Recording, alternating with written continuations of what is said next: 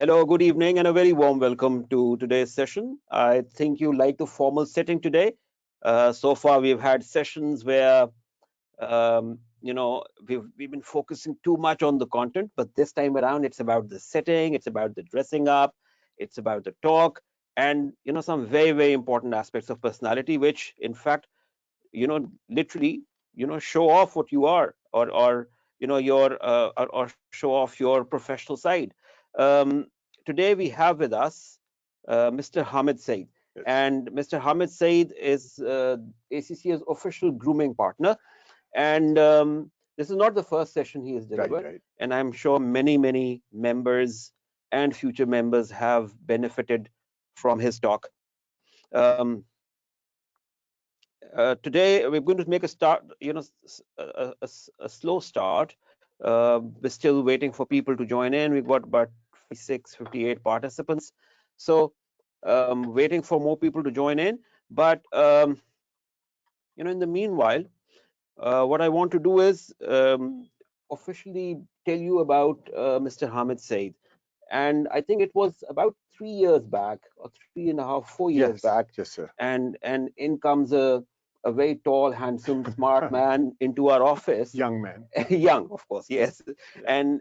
And he had a very interesting proposal. Yes. And Sajid and I were sitting down listening to him, Yes. and this talk was simply amazing, because things that we take for granted, things we ignore just because of our negligence or ignorance. I mean, very little small things. Hamid Saab picked those up and told us that, look, these are very important aspects of personality. They tell the other person of who you are. You have to make a style statement whenever you are in a professional gathering, let alone an Yeah. interview, let alone your search for a job in Yeah. which you have to put your best foot forward. Absolutely. So very interesting conversation, and I think Snap on, Sajid and I both Yeah. agree Yeah. that this is very important element for Yes. professional accountants. Yes. Normally, professional accountants, without hinting at anyone, normally professional accountants, in at least especially in the early part of their career, they're not as in tune into what should they wear, Yes. what should Yes. they look like. Yes. I'm going to point at Feroz. He's wearing a maroon jacket today. I'm sure Oh my Hamid God. Saab is going to mention about that also. So Feroz, no offense, I'm sure, but He very looks pretty festive, like in a festive event. Yeah. all right. Okay. So we're going to talk about that, but Mhm. more important than that is uh, for you to know your fatigue, for you to know your body shape, and putting clothes accordingly. I mean, that's very Yes. important part of your Yes. conversation, and Yes. some Yes. very inspirational stories Absolutely. that Hamid Saab has in store for you, which is going to share with us today. Absolutely. And that is, purely aimed at, putting yourself, I mean, putting your best image forward, so Absolutely. that, people get a good image, a good impression for you. And this particular aspect of your personality should not become a hurdle when you're looking at your professional growth, when you're looking at at your Yeah. salary Or you're improvement, or your climbing up the corporate ladder. Yeah. exactly. So that is the purpose of our conversation today. um, we have participants joining from Bangladesh and Sri Lanka once again, Yeah. and we appreciate that very well. In fact, this session has been promoted outside of the Six Digits group as well, so that more and more participants, even members in senior roles, could benefit from this conversation. The session, as usual, is recorded, Right.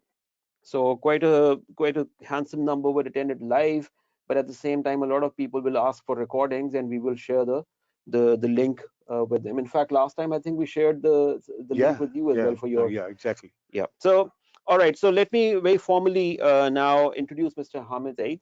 Mr. Hamid Said is an image and wardrobe consultant, That is right, sir. and I think you started your professional journey from the New York and then opened up in Lahore and Karachi, or was it the other Right. way? Right. No. No. It is. It's from Yeah, started from New York. yeah. So starting from New York, he I think opened up his business in Lahore first, and I think recently, somewhat Recently, yeah, somewhat about like recently, 6 months ago. 5 6 months ago, he started his operations in Karachi as well. So Karachiites, you're not left alone. Mm. a professional like Mr. Hamid Yes, Said yes. is going to I be am there. there. Uh, Fashion police is going to be there. Don't worry about this. Fashion police. All right. Yes. That's interesting.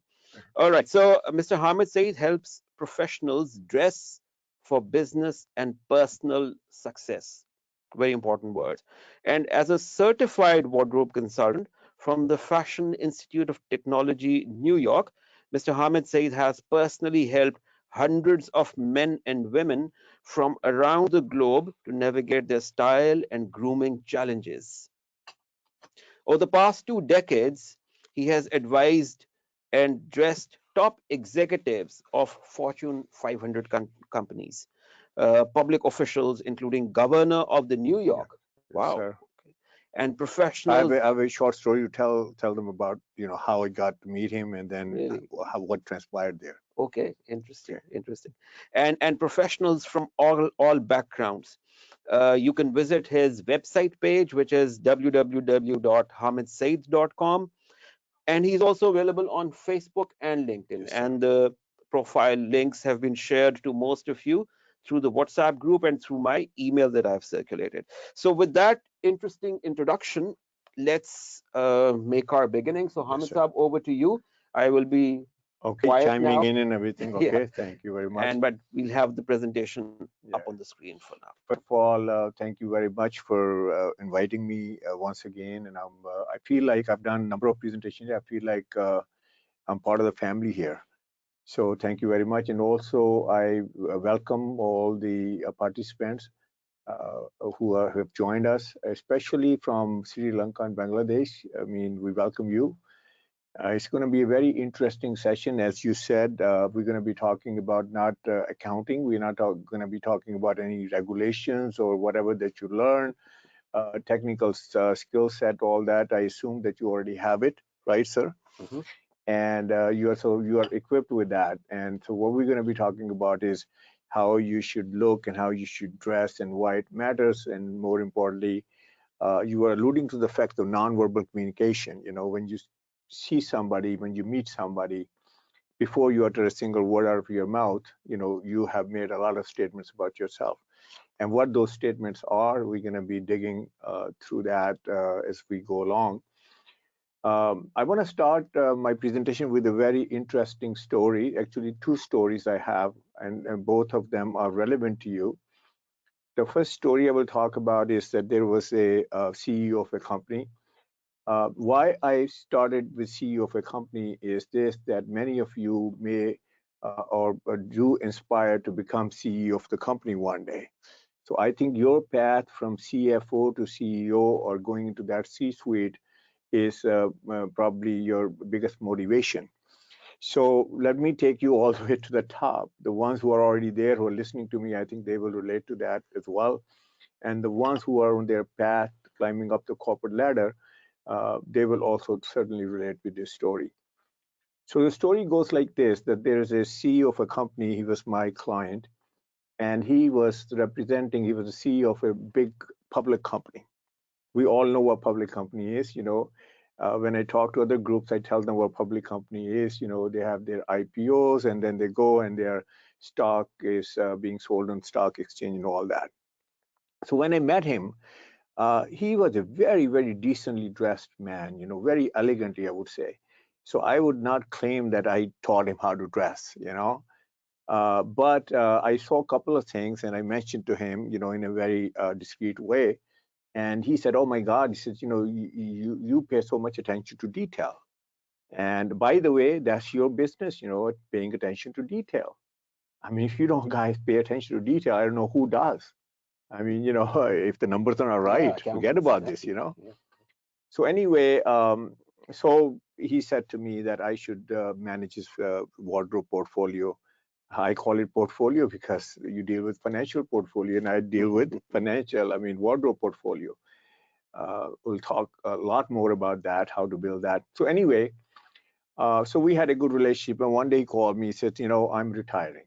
I said, "Oh, sir, I'm going to miss you." He said, "Yes, I'm going to miss you too, but I have a job for you to do." I said, "So go ahead." So he said, there's a process to select a CEO for, and especially in a public company. But this guy have been like, this VP that he had. He said that he wanted him to become a president because this guy had gone through the ropes. He knew the business. He'd been with the company for 25 years. Very qualified guy. And then he said to me, he said, you know Mitch. I said, yes, sir, I know Mitch. I knew where it was going down to. So he said to me, I want you to help him out. And then he started a little bit smile, a little bit laughing, and I knew what he meant. So I said to him, I said, okay, send him over. Now, let me describe Mitch, okay?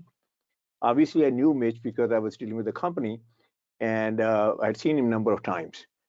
He was a suit wearer, I mean, don't get me wrong. I mean, he was wearing a suit, he was wearing a shirt, he was a tie, he was a suit shirt tie guy because he's like way up there in that public company. But the problem was cheap suit, cheap shirt, cheap tie, cheap shoes. Now, I don't promote that you should be wearing very expensive clothes, but it goes with the territory. When you are way up there, I mean, everything shows. If you are wearing, let's say, decent clothes, elegant clothes, stylish clothes, that will also show. And if you're dealing with, I mean, if you're wearing something which is very mundane or something, just probably got it the budget store, something like that, believe it or not, it will also show. So anyway, so I said to him, I said, let him come. So invite Mitch to my showroom.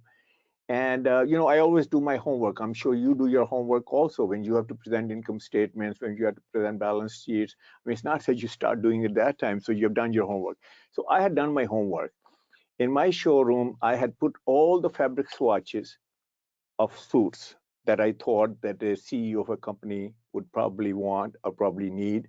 And then I put the combinations of shirts, then I put the combination of ties. You know how I do the whole thing. So I laid it out nicely and everything on my table. And then he came and I said, Mitch, I said, thank you for coming. I said, I have only one sentence presentation for you. So he went like, I came all the way and you're going to give me one sentence presentation? I said, yes, sir. I said, only one sentence presentation. He said, okay, go ahead. So I said to him, I said, Mitch, you're running for the president of the company. You're running for the CEO of the company, vying for that job. You must look presidential. You're running for the Okay. president All of the right. company. You must look presidential. Mhm. I said, case closed. So he looks at me, he says, you said it very succinctly. I said, didn't I? So then I said, let's get to work. I said, I've done your homework. I mean, I've done my homework. And here's the thing. Now, knowing a VP of a public company and knowing the process of due diligence, what the process is of selecting a new CEO, I think you guys know it more than I do. He's going to go through a number of interviews, series of interviews. There are different, I would say, segment of people who are going to interview them. There are investors part, then there is a because SEC is involved. By the way, when you get to that position, if you are going for a public company, let me tell you this: even if that you are maybe a shoe in, you think that you have paid your dues and you're shoe in, but by laws they have to bring in people from even outside of your company to interview them, right, sir? Am I right or wrong? True. True. So it's a wide open, that they look for talent. So anyway, so I said to him, I said, I propose because you're going to be interviewed many, many times, probably 6, 7 times, maybe 10 times, maybe 20 times by different, groups and maybe board of directors, board of trustees, and then your investors and, whole lot and within your own committees and all this. So I said, if you're thinking about one suit is not going to do it. Mhm. If you think you have a good one suit. So I said, you're going to need probably 5, 6 suits and then bunch of shirts, bunch of ties and everything. So anyway, I put it in a very nice combination together, all that. So he looked at it, he was very fascinated with it. He says, excellent. He says, man, I mean, you did your job. And like, I said, I'm sure you're going to nail this job with this. So then he said to me something they say in America. In Pakistan, they say a little bit differently. I can't use Urdu right now here. So what he said was, can I sleep on it? So what it means is, can I think about it? And I was saying, what is there to think about? So anyway, I knew exactly what's going to happen. He's going to go home and he's going to talk to his wife, and then he's going to get back to me. And I knew I was dealing with the dead case. It's not going to happen. My perception was this: why it's not going to happen is because obviously that's his wife. A wife looks at him every day. Wife is with him for the last 25 years. Nothing to, not to take anything away from her, but he looks, a little bit messy, a little bit disheveled, and she hasn't done anything. So I knew that I'm going to lose my case. So anyway, he called me the next day and he said to me, I have good news and bad news for you. So I said to him, I said, Mitch, first of all, good news is for you and bad news is for you. It has nothing to do with me. But anyway, tell me. So he said, the good news is that I'm going to do it. I'm going to go for this wardrobe. And it's like, my wife loved it because he'd taken the pictures and everything. He said, the bad news is she said I shouldn't do it right now. Now, I already knew the answer, what she would have said. But just to confirm, I said, by the way, what did she say to you? She said to me, honey, everything's good. All these suits and everything, you should have it. But remember, you are not president yet. So basically, it's like going for a job interview, saying, okay, I'll buy the job interview outfit after I get the job. After I get the job. Right. So I said to myself, I said, he has it backwards. So anyway, obviously, I knew that I lost my case. So I said, okay, I wish you the best. Now I didn't tell you this, that he had asked me how much is the investment on this. I mean, there were 6 suits and there were a bunch of shirts, probably 12, 15 shirts. Then there were ties and there were pocket squares and whole 9 yards. I think at that time, I'm telling a story about 15 years ago. I think this whole thing would have cost him $6,000. So at that time, probably 6 lakhs, if you convert into Pakistani currency. So anyway, the due diligence process started, this, that. I forgot about him. I wrote him off. So anyway, one day I heard that he was not selected. He was not selected. So I called the lady, the secretary of the company, because I knew that, she's like fly on the wall. She knows everything, what happens there in all the meetings. And I said, Barbara, I said, heard Mitch was not selected. And she said, oh, it's such a sad thing, poor thing. He was not selected. I said, what happened? And she goes, what happened? I said, what happened? They didn't select him because she was, privy to all this information because all this conversation is going on there. And she had to do all the, typing and all that in minutes of the meeting. She said they did not select him because he didn't have the polish. He didn't have the polish. This is the word I'll continuously use throughout my presentation, that do you look polished? Do you look refined? Do you look sophisticated? Now, let's talk about the economic impact of it. You might say, okay, so what the hell? He didn't get the job, so what? Let me tell you the economic impact of this on him. Now, this guy was vice president. He was making $250,000 a year. I mean, not a chump change, quite a bit of money. And the CEO was making $650,000. So what's the difference? About $400,000. So there's a $400,000 gap. Now, this guy was retiring at age 65, and he is coming out, and he's like in his early 40s, so he has probably 25 years to go. Now, I don't have to tell you, the math. Do the math. I mean, 25 years, $400,000, multiply that, and you get into millions of dollars. Now, that's not only the loss that he suffered. He suffered a bigger loss than that. And the perks which goes with the CEO. I mean, stock options, this, I don't have to tell you, you guys know this, because even if you're not CEO, then you have the privy to see like what the CEO is making and all that, because you work on all the statements, everything. So plus also annuity basis, let's say he would have gotten this money, invested this money, all that. So the bottom line is that this poor fellow, by not investing $5,000 in his, I mean, he wasn't investing in me. He wasn't investing on anybody else. He was investing in himself. I call it investment because this is an investment. It's not an expense. And I think he absolutely lost a very big opportunity. He must have kicked himself in the behind all the way, So the moral of the story is this, let me tell you this.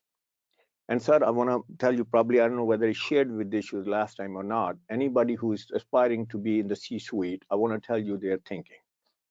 And don't take it lightly, because when I meet people, sir, I ask them, I talk to them, especially C-level, and because I'm a very inquisitive guy, just like you guys are, I ask them, I say, sir, tell me one thing. How do you select people? How do you select people that you're going to bring them into C-suite or senior management positions? because they call the shot, right? Invariably what they tell me, invariably they tell me is this, that person, whether a man or woman, I don't know, we're gonna have females here as well, man or woman doesn't matter. We only bring in the people who look the part, who look the part. Mhm. Now, they don't talk about the skill set. They don't talk about the education. They don't talk about the experience. You know why? Because that's prerequisite. I mean, so Mhm. if you have made it up there, you already Yeah, have yeah. established that. Mm. So the only thing they consider is that what the appearance is, how the look is. And in their mind, the look is what they are looking for is this. Can I send him to the most important customer? Can I send this person to an international conference? Can we send this guy to cut a strategic deal with another, business or whatever? In other words, they are thinking about this, that can he represent us? Does he have the right image of our company, who we are? And can he, does he look the part? And so my follow-up question to them is this. I said, sir, so let's say, for example, if you see somebody who is sitting in the wings, so to speak, and he's, let's say, in a junior or, middle management position. And so how do you tell him this, that this is your criteria? You know what they told me? Invariably, everybody, we don't tell them. We do Mm. not tell them. Okay. So I don't know. I mean, maybe in Pakistan things are different. I don't think so. But and then I asked them, I got even more curious. I said, here's your team. You've been building the team and all this. This guy's making such a big mistake, so why wouldn't you tell him? So then they say to me is this. They said we don't tell them for two reasons. Number one, when a person looks disheveled, when a person looks messy, when a person looks sloppy, when a person doesn't look professional, they say that if we go and tell him that you look like this, you know what we are doing? We are demoralizing that person. Mm. We have already decided that we're not going to take him up there. So let's say if a CEO goes and says, hey, what the hell, look at this, you look like this, terrible. If he says that or she says that to an employee, the employee is going to be devastated. So they said, look, we don't want to fire him because he's been doing a great job, but we don't want to promote him. I mean, we're not Mm. promoting, we promote him so far, but we're not going to take him to our C-suite or senior management. So I said, okay. So I said, what's the second reason? And there's a second reason is we don't want lawsuit on our hands. Oh, all right. And you know what Legal that means? implications. Yeah. Yeah, implication of this. Let's say, for example, sir, somebody came to me, I'm his employee, and he said, hey, you look like hell, you look terrible. Mm. And then next day or day after, a month later or 6 months later, he fired me because of poor performance. Mm. Guess what I'm going to do, sir? If I have a proof for this, I will take him to court. I Yeah. will say, you Yeah. know something? This guy did not, hey, I mean, he did not fire me because of work. He fired me because of his personal choice. Yeah, he Yeah. didn't like me, A personality. a Yeah. personality. Yeah. And sir, I got news for you.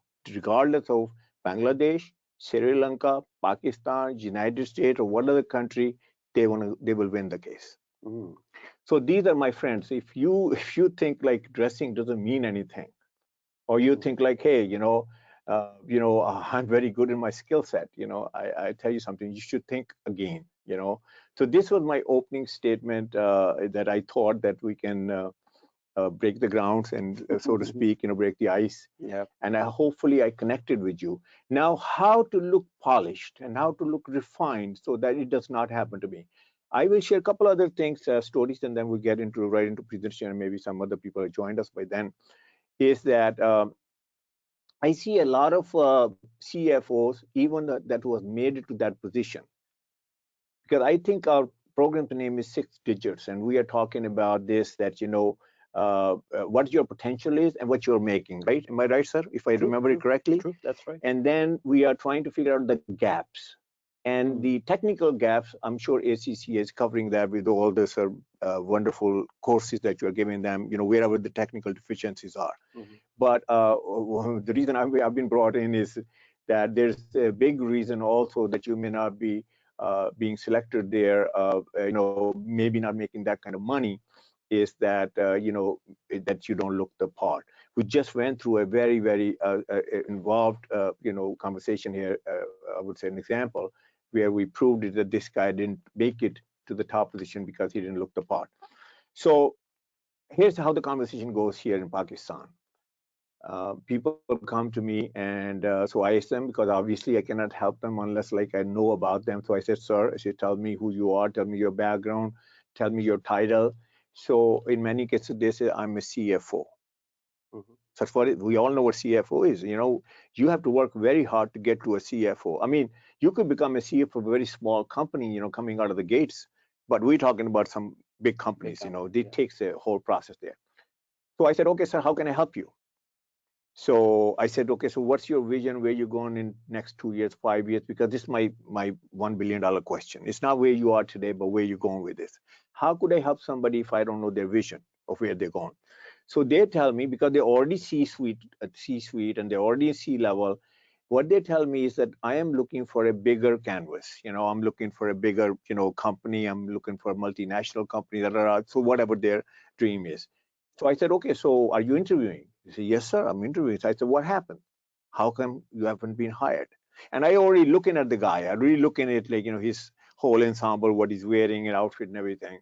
I already know the answer, but I ask him. And then they're very truthful, and they're very straightforward to themselves. They say, I think there's something missing here. Thanks to my grooming part is missing there, and that's why I come to you. So they kind of admit it, and then we start building from there. So these are examples. I don't think it should. I don't want that should happen to you. I mean, Mhm. when we have all the means, dressing is. I mean, I will say that it's not a rocket science, but it is a science. If we'll understand that what Mhm. science is, Mhm. and inshallah, that will help you. Okay. If we have time to for a little bit another story of Governor of New York, maybe so we should know, okay, how they think about clothing. Mhm. Briefly, I can tell you that, and then we can move into our presentation. So the Governor of New York, I got an appointment. It's a long story how I got an appointment. A Pakistani guy with this skin tone. Thank you for calling me handsome and all that. Even in America, say tall, dark, and handsome. Tall, dark, and So any handsome. right. I mean, not that I'm bragging about myself, but this has helped me. So anyway, finally, I got an appointment with the governor of New York. By the way, it happened as soon as I came out of the gates, after Fashion Institute of Technology, FIT, and all that, I came out with this 5 piece of dressing, that formula that I will, inshallah, in detail discuss it with you, that there's a formula for dressing for success. So I had developed that formula. You must have heard 3 Ps, 4 Cs, five, whatever, but you have never heard, I can guarantee you, the 5 Ps of dressing. So anyway, I was very, kind of very excited about this new formula and this. So finally, I got a meeting with the governor. I go in there. Now, let me tell you this how, I mean, I know Pakistan, in Bangladesh, Sri Lanka, it's a little bit different in terms of how we work. Let's say I'm a big shot, big guy. I sit there behind my desk. There's a whole big long office, and let the guy walk towards me. He walks. I just sit there, and he comes. I point him out. Sit here. That's how our conversation starts here in Pakistan, or even for that matter, Bangladesh and Sri Lanka. They may have some bad things also in America and all the Europe, but they have some good things also. Let's talk about the good things. So anyway, walked in, there was a long office. He was way out there. And you know what? He got out of his desk.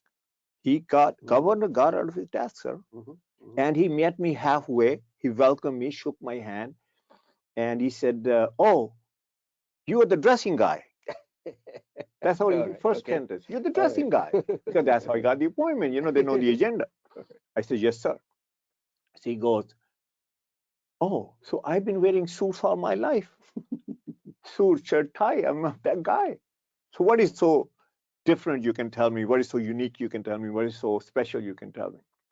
Now, it's a very innocent question, but sorry, it was a very loaded question. Imagine if I say, oh, my suit is going to be better, Yeah. my shirt is going to be better, my tie. I mean, believe it or not, he would have showed me the door. I mean, I would be so lightweight. So I said, sir, I said, you should listen to me because I have developed 5 Ps of dressing. He said, 5 Ps of dressing? What are they? So I got opening right there. I said, sir, if you allow me, I said, it will take me about 5 minutes and I will describe it to you what those 5 Ps are because I knew I wasn't going to get an hour with him. So I said, the first P is pigmentation. By the way, this is our first P. And I'm going to take segue from there. And then when we talk about pigmentation, remember this story. So he had pigmentation. And he goes to me, he says, I'm a lawyer, right? All right. Also, I'm a lawyer. That Okay. means I have a strong vocabulary. He said, I understand what pigmentation means, but in plain English, tell me what it means and what it applies to me in terms of my dressing. I said, sir, pigmentation means color, and color means your eye color, your hair color, your skin tone. He said, so what does that to do with my what I wear? I said, sir, a whole lot. So I started as soon as he got engaged. I had my fabric swatches. This for another time. I had done my homework. I always do my homework. By the way, before going in there, anybody who's going to be interviewing here, if they're listening to me, you should know the company. You should go in their website. You should go their social True. media. You should read their mission statement. You should read their core values, core company's core values. You should also know their vision statement and all that because it helps you. So, sir, before going in, I had studied the governor. I saw what colors he wears. I saw the fit. I saw everything. So I had done my homework. He wears only blues. I saw him. I didn't see him wearing black. I didn't see many other color. So I had taken 15 shades of blues with me, swatches, fabric swatches like this. So I immediately got to work. I said, sir, I opened the, there was an opportunity. I said, sir, may I demonstrate to you? He said, sure. So there was a big mirror there. I said, can you please come here? And I start draping him here, showing him swatches next to his skin tone and this and that. So he said, fascinating, fascinating, fascinating. He just keeps on saying about maybe 10 times. Mhm. Fascinating. What are you doing? I said, I'm trying to match with your eye color, hair color, skin tone. He said, fascinating. And then he goes and he pauses and he says, but they don't tell me this. They don't tell me this. So as soon as he All said right. this, I said, sir, I know what they tell you. And he looked at me, he said, oh, besides the dressing guy, you're also a fortune teller, right? I said, sir, I will just take a guess, educated guess. Now, he didn't even think that I knew who he was talking about, but I knew he was talking about. He was talking about all those designers Yeah. and all those people that have been dressing him. So I said, sir, I know what they tell you. And he said, what do they tell me? I said, they tell you is what's in and what's out. What color is in, what color is in fashion, and what color is out of fashion. And I said, Mhm. they don't talk about, he says, you know something? You got that right.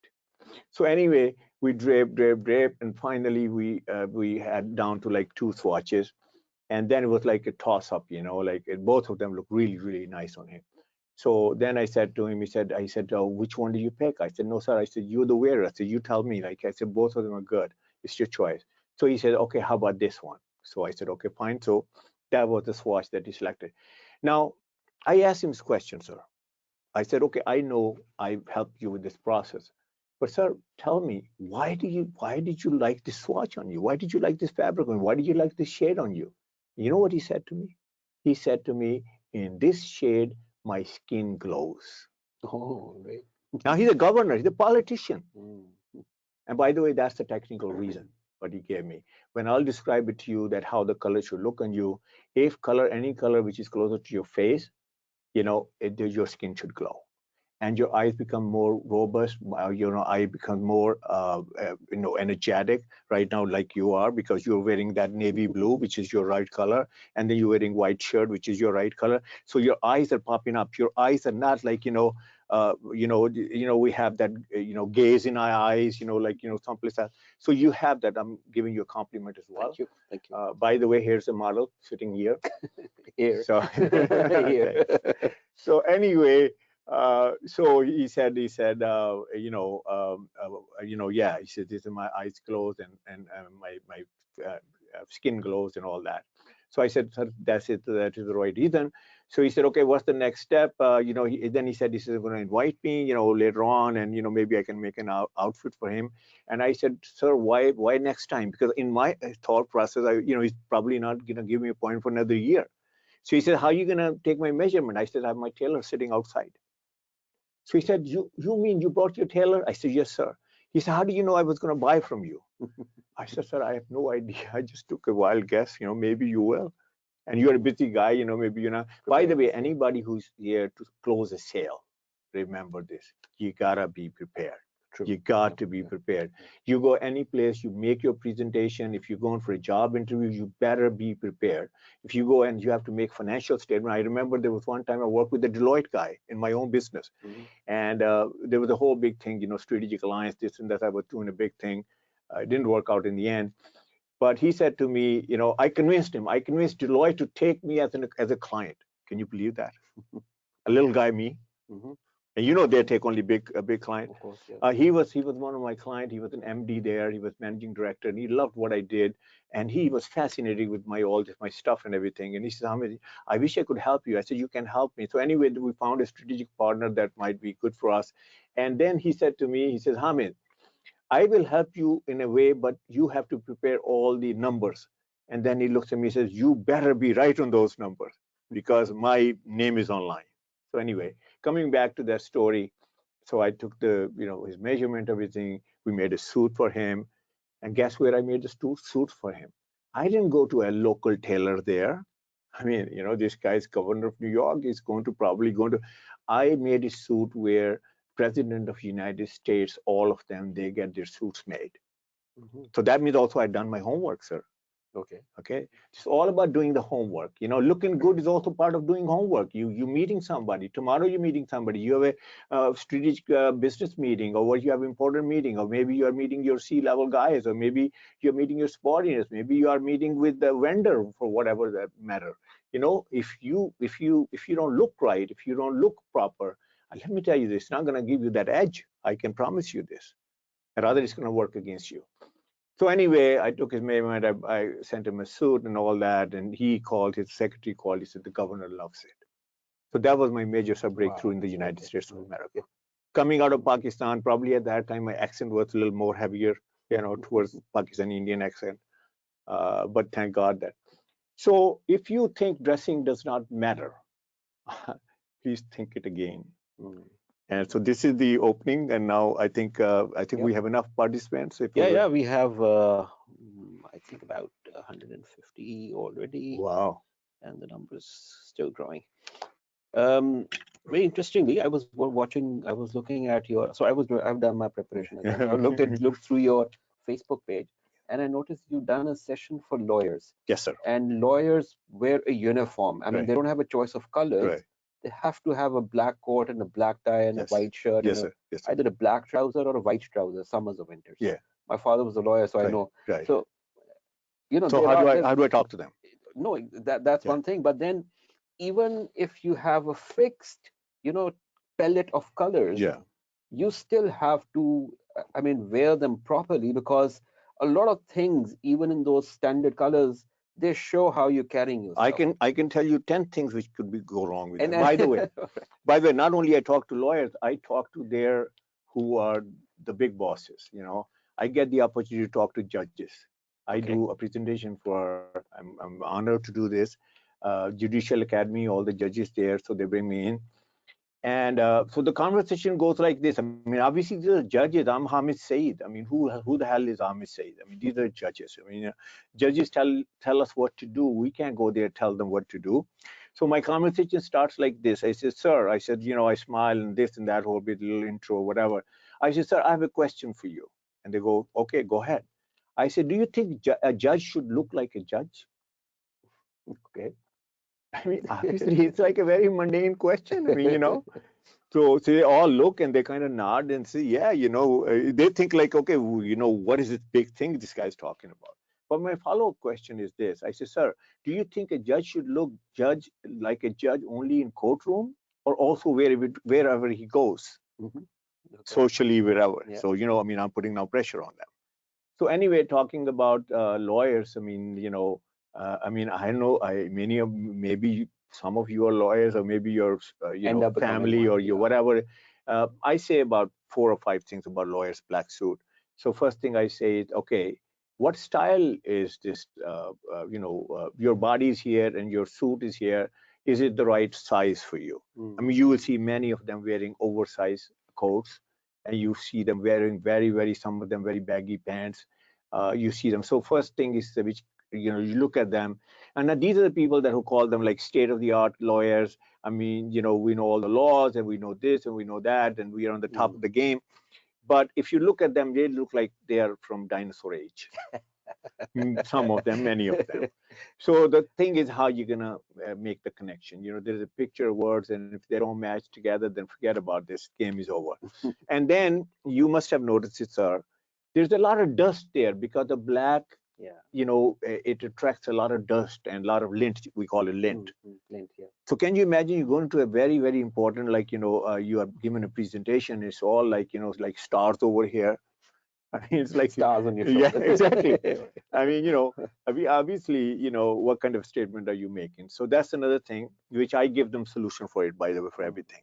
So I said, okay, your oversized jacket, yeah, or very tight jacket, you go for a custom made and you get it right according to your body type. And then I discuss small, a short guy, tall guy, heavy guy, and we get into quite a bit of And we're going detail. to discuss those today in the Inshallah, All right. we'll do Okay. that. All right. But because you brought me now to the I'm attorney, so sorry. let Go me just finish it ahead. 2 3 more points. All right. So I give them solution. I said the best solution is this. It's something called lint brush, Lint. If you Google it up, lint brush will pop up. I'm sure it's available here, all in Pakistan. A good cleaner might carry it in Bangladesh, in Sri Lanka. So what it is kind of a tape, So kind of take that and you kind of roll it over here, and then the tape takes all the dust and everything, all the particles, and you have a nice clean suit. Now, it's not a heavy thing. It's not a big equipment. You can have it in your car. Yeah, I recommend you should have 3 lint brushes. One in car, because when you go there, you might be there and you need to, dust it off. One at home and one in your office. I mean, all the judges have their, mashallah, big, offices and all that. But let's say, for example, if you don't have lint brush, what are you going to do? I'll tell you, a very simple way. You go into the washroom, you wash your hands, make them a little wet, and then you go like ta ta ta ta ta ta ta ta ta, and tara, and you are. And by the way, it doesn't cost you any money. And by the way, where there's not a washroom? I mean, before the meeting, you go there. If you're wearing, by the way, this happens also if you're wearing a black suit. I mean, you could be wearing a black suit. You're an accountant. You could be. We'll talk about this when to wear black suit. So that's the thing that you do this with the black suit. And so then, the biggest mistake, I mean, of all. I don't know if many of you might have seen me on the show of Aftab Iqbal and all that, and he mentions also wearing label right here, label of Armani or label of Gucci or label, in many cases, fake Gucci and fake Armani. That's terrible, sir. That's terrible. Wearing a belt which has Gucci, which has Ralph Lauren, never do that. Never, ever, even if it's original, don't do that. Now, this label is for the store appeal, your hanger appeal. And when you wear it, you remove it. By the way, if you go into the label, you'll see that's a very loose kind of stitch with it. And you can take it and just cut it off. By the way, I saw one guy, Emporium here, right? And one day I'm going there and I saw this guy coming from distance, right? His walk was like a arrogant walk, this and that. He looked like he was peacock. He was walking with the family, this and that. And when he came close to me, I was kind of like, intrigued by him, the way he was walking, carrying his family, and the family was good-looking family. He was a good-looking guy. And when it came closer to me, I saw that big label here. I said, "Oh my God, this guy doesn't know it." You don't want to be caught. We'll talk about some mistakes, embarrassing mistakes. Because look, let me tell you this. I'm not, I don't know this because, that I was born intelligent or intellectual. I know this because this I've been doing all my life. So don't feel bad if you don't know this, but you should know this. You should know this. And we'll talk about do's and don'ts and all that. So anyway, these are some of the things that in black suit. And so we're going to talk about black suit, and then these are the precautions. Okay, so let's move on. Where do I have this? Can I do it for you? Or sure. Yeah, that will be good. Okay, in this story, I want to tell you just very quickly 3 things. Okay, so you should know why I'm relevant to you. Because if I'm not relevant to you, then you should not listen to me. I mean, then, ACCA should not put their neck out for me. So anyway, my story is this about my credentials. Number one is that I'm a UAT. I mean, I'm a engineering graduate. Let's talk about this. So how does it help me? What does that to do with dressing? What does it do with image consultation? So I'll tell you this. I learned 3 things from engineering: logic. Logic prevails, sir. Everything you present is logically. All the numbers are logical. When you're doing projection and all this, there should be assumptions. There should be logical assumptions, right? If you make bad assumption, you go there and you bring that projection there, people are going to laugh at you. They're going to say, your assumption is wrong. So logic prevails. So I apply logic to my what I'm doing for the last 20 years. Means when we'll talk about colors, we'll talk about your eye color, hair color, skin tone. I'm not going to say, okay, this color or that color is good for you. I'm going to give you a logic. Similarly, when I'm going to talk about styling, I'm going to say, okay, what's your physique, how you're built, this, that. If you're a short guy, you should, dress like this or whatever. If you're heavy or whatever, tall guy. So I have built that logic throughout my presentation or my career here. A second thing I learned from engineering was how to connect the dots. Mhm. It's very important, sir. You learn something, you read something, you see something, you observe something, you have some experience something, and Mhm. then you're working on a problem and you go to and the bulb Mhm. goes The bulb totally goes, like yeah. on, and that means so factor. So I've been connecting the dots throughout my life. New York, Pakistan, in that different industry, different people, CEO, C level, mid level. So these are all connecting the dots, and then you get someplace. But the third most important thing is that I learned how to solve a complex problem. Mm. I'm sure there are complex problems in accounting and what you do. And no matter what you do, there are some complex problems. The way to solve a complex problem is this, what I learned from there is you break into small problems and then you eventually get to solving the big problem. Now, what does that do with wardrobe? Wardrobe is a huge complex problem because you're gonna, first thing you're gonna say is, okay, what color should I wear? So there's a whole discussion on that. Then Mm. you're gonna say, okay, what style should I wear? There are so many styles out there. What should I follow? Mm. So this is another, I would say, variable in there. Then you say, okay, I have a certain personality. Okay, what does that to do with my dressing? Should it be part of it or not? So there's another variable. Then you talk about that you have a certain, obviously, position. So, your hierarchy of positions where you are, and then it's profession. And then if you add on few things, occasions, this, that, whole bit, is it a luncheon? Is it a, important meeting with board of directors, a meeting with your subordinates, a meeting with the factory workers, and you're going to travel, what are you going to wear? So, the list, you're going to travel for pleasure. What are you going to wear? I Mm. mean, you still, by the way, a CA, chartered accountant, or ACCA graduates, Yeah, yeah, right? yeah. So if you're traveling, don't you think you still look like an ACA graduate? Or True. should you look like a labor? So there is so many variables there, and I learned that. So then my second, I went to New York and I did my MBA. So I know a little bit about accounting. I know the Okay. terminology. I know about, so if I don't know that, if I don't know your JD, if I don't know your job description, how could I help you? So MBA helped me how the business world operates. This is my second, I would say, qualification. Mhm. And my third qualification is that I went to FIT, Fashion Institute of Technology, which is the fifth largest university in fashion in the world in size. But Mm. all the major designers come from there. Okay. So I would say I learned the nitty gritty from there. So I must say, and on top of that, I've dressed more than 50,000 men and women in my lifetime. So I have a lethal combination here. All That's what I right. would use. Logic of engineering, MBA, how business world operates, and nitty gritty of Fashion Institute of Technology, and then 50,000 men and women. I'm not bragging about myself. So that, what that means? That means I've seen every coloration. I've seen Mm. eye color, hair color, skin tone. I've seen Mm. all body types. I've seen all, different businesses. I've seen different business segments. I've seen different positions. So I have wealth of information, inshallah, I'll share with you. The Mm. last part is what the hell I'm doing here in Pakistan, you might ask me, with all these credentials. So one day I was sitting in my living room and I said to myself, I've done a lot for my family, my business, myself, but what I've done for my country, Pakistan. Mm. So that's where this thought came in. And I said to myself, I have done nothing. I just took a hike. I got my engineering degree. Mm. I just took a plane. I never looked back.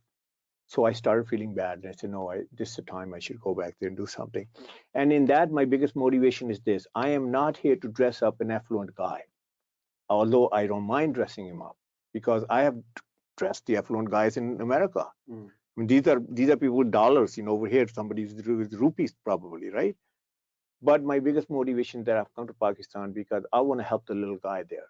I want to help that guy who comes from a remote area and he gets into ACCA and he's bright, he's intelligent, he's definitely going to make it, but he is missing something.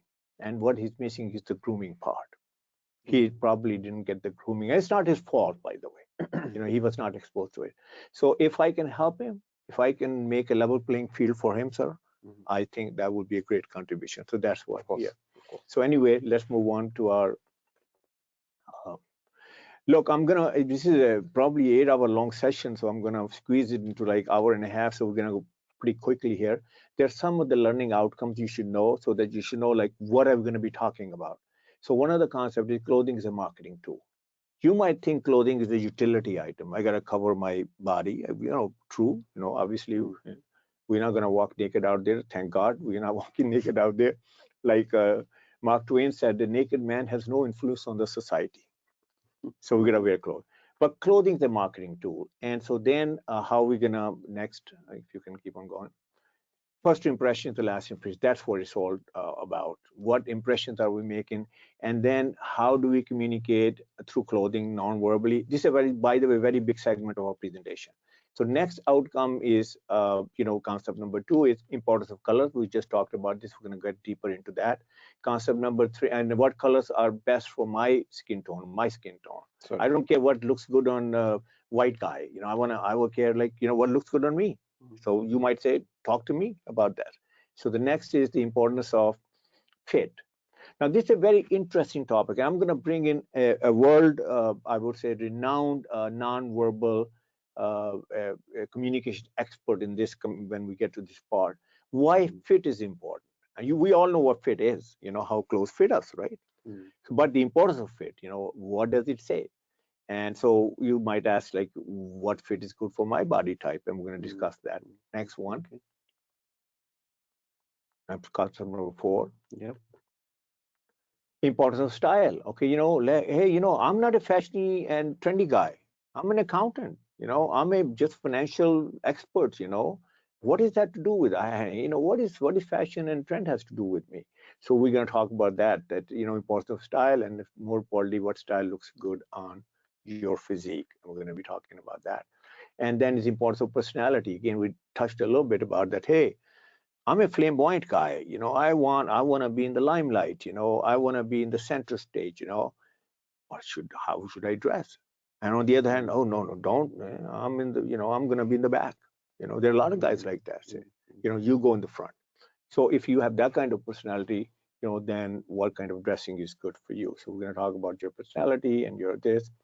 What type of clothing is best for my personality? And then concept number 6 is importance of position. We just talked about it. But we can't see the presentation. Sorry? We can't see the presentation. Really? How come? I think you haven't shared the Sharing. PDF. Oh, that's terrible. Okay, we'll get it right. Am I the presenter? Yeah, see that. Okay.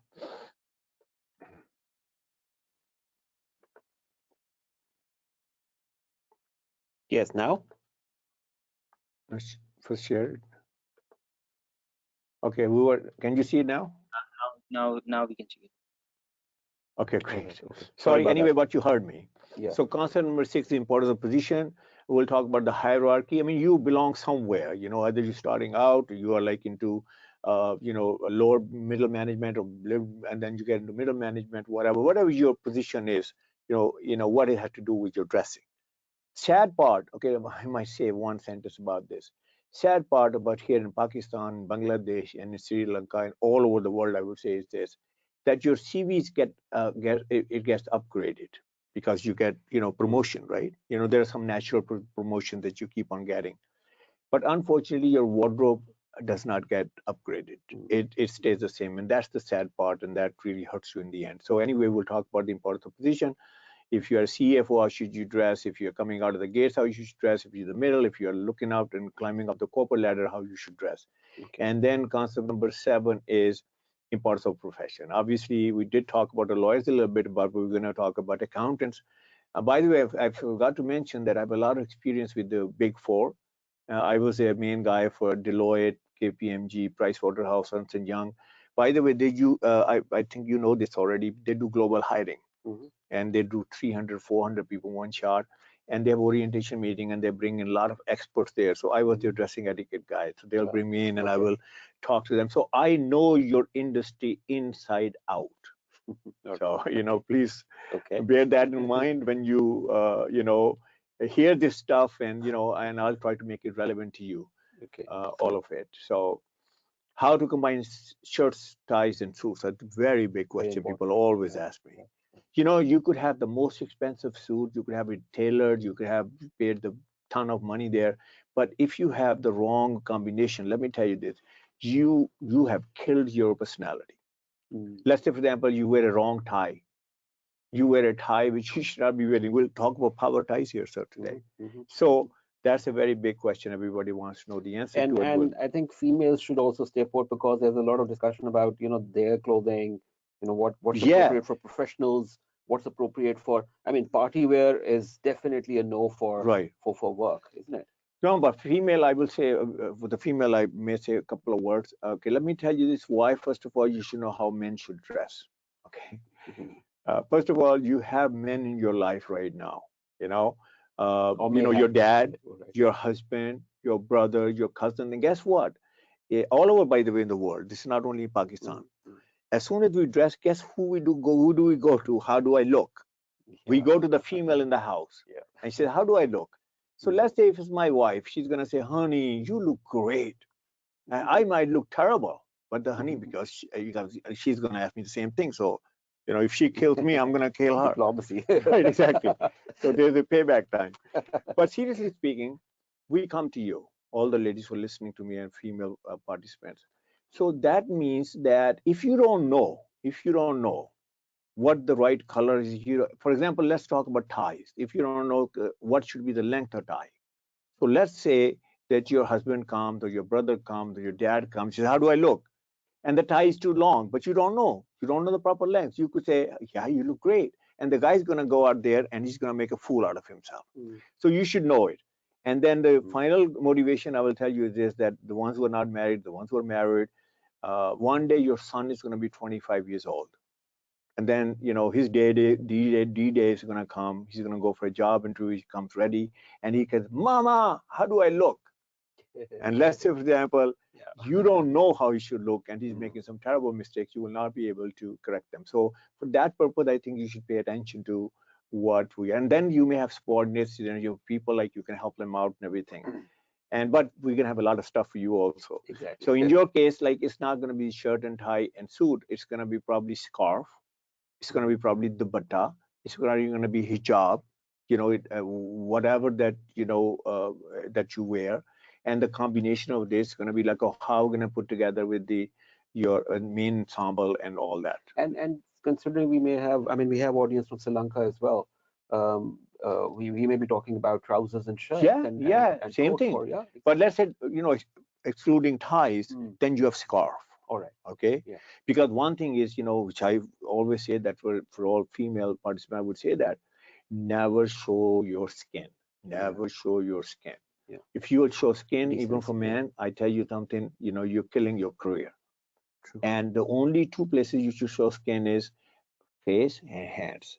So if you're wearing a low neck blouse or something like that, forget it. I mean, it's not. Let me say goodbye to your career. So anyway, we'll talk about that. How to cover yourself. Capsule wardrobe idea. This is something that I've introduced to Pakistan and wherever I'm going. People don't know that. They don't know what capsule wardrobe is, how to put a wardrobe together, and more importantly, how to put a wardrobe together on budget. Because the main thing is, look, I don't have tons of money. I just started out the job. I have a family. They're going to college. The kids are going, so many obligations. But the capsule wardrobe idea is that how we put a wardrobe together that it works, and then especially on budget. So we'll talk about this neat idea about how to put the wardrobe together. Okay. Hygiene. Very important. Yeah. I know many of you may not want to hear about this topic, but sir, we have to talk about this, because in many cases people have really hurt their careers because of very simple thing, very small things, and they didn't take care of their hygiene, personal hygiene I'm talking about. So we'll give you some pointers there. Sure. That's all. Okay. Nothing personal. Grooming kit for men. You might have never heard of this. Grooming kit for women. They have nail Makeup. and all the makeup and all the for men. Will it's a novelty idea. Do's and don'ts of dressing. We're gonna go completely into that. So, are you getting excited? I hope you're getting excited. There's lots and lots of very, very interesting, stuff coming down the pipeline. What is proper business casual? I mean, what is this, animal business casual? So the biggest problem is either you see people dressed up in suits, and you see them like in jeans and chinos and track suits and all this. They think there's nothing in the middle. We'll talk about that middle section. I mean, most of the invitations to dinners and business meetings, formal ones and the not so formal ones, they have a dress code mentioned. So if it says business casual, what does that mean? But who defines what the business casual? Exactly. We're going to talk about that today. What's the difference between formal and business casual? Exactly. So, and by the way, the other word is smart casual. Yeah. Business casual, smart casual. That's right. Yes, sir. Yeah. So concept number 13, we talked about, alluded to that, power ties. Yeah. What are power ties? Why should you know that? Why should you bother with power ties? True. And then his attention was, this is a very interesting topic. You're going to love this because the whole idea is, okay, you dress up in this and this. What's the purpose of this? Do you want to get attention or do you want to distract people? So what kind of clothing? Are you wearing something loud? Are you wearing something this and you're distracting people?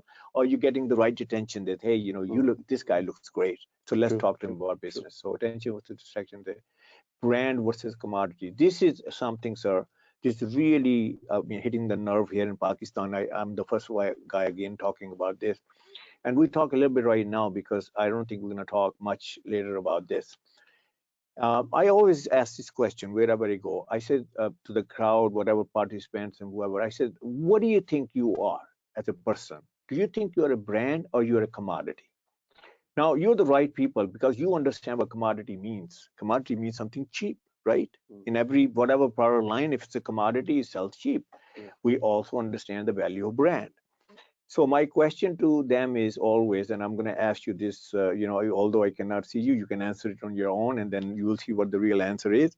That do you think you are a brand or do you think you are a commodity? There are 8 billion people, by the way, on the planet Earth, maybe more than that, or shy of that. So mostly the answer, I said the ones who think they're brand, raise your hands. Guess what? Most of the hands go up because they think they are a brand. And then my follow-up question is, okay, you're a brand. Do you look like a brand? I said the ones who don't look like a brand, you don't have to raise your hands. So, so half of the hands go down because then they start thinking about, and then my third follow-up question is this, that do you look like a brand all the time? In other words, do you have a consistent look? And then all the hands go down. So the problem is this, in Pakistan, they ask me this, sir, and sometimes they are very blunt, and they said, what do you think, why you're here? I mean, you're telling us how to dress? I mean, don't we know how to dress? What's the problem? So I said, no, I will not dare to say that Pakistanis don't know how to dress. We have big egos, Can you tell a guy like, hey, you don't know how to dress? He'll kill you right there. So I said, no. I said, the problem is not this, that they don't know how to dress. I said, the problem is this, that one day a guy looks very sharp. He looks really the part. And then the other day he looks somewhat good, somewhat there. And the third day you look at him, you say it's the same guy. You can't recognize him. So this is the problem. Consistency. So brand must be consistent. And if a brand must be considered, whether it's a consumer brand or it's a food brand, doesn't matter. If it does not look consistent, believe it, I will not pay that price for it. I'll give you a small example, and then we'll close this chapter here. McDonald's is a brand. We all know that, right? So we see big M there, wherever we go throughout the world, China, America, here, Bangladesh, Sri Lanka, we see a big M. Imagine this big M is one day very tall, one day is very short, one day is flat, one day is skinny, one day is fat. Would it be a brand? I don't think so. But can we be a brand? Like, one day we're wearing very tight clothes, one day we are wearing somewhat, loose clothes. Someday, we look very well put together. Someday we don't. We will not look like a brand. The final message on this is, if you don't look like a brand, mark my words, you will not get that financial package that you deserve. Very important. Somebody out there, because obviously this is where it hits home. Pocket money, our pocket, and why should not get paid the most? This is, by the way, the 6-digit is, right? This is the essence of this. True. Hey, listen, you got the training, you got the education. Everybody's probably in the pipeline for maybe about 15 years already, with the process of education, this, that, or even the guy who's coming out out of the gates.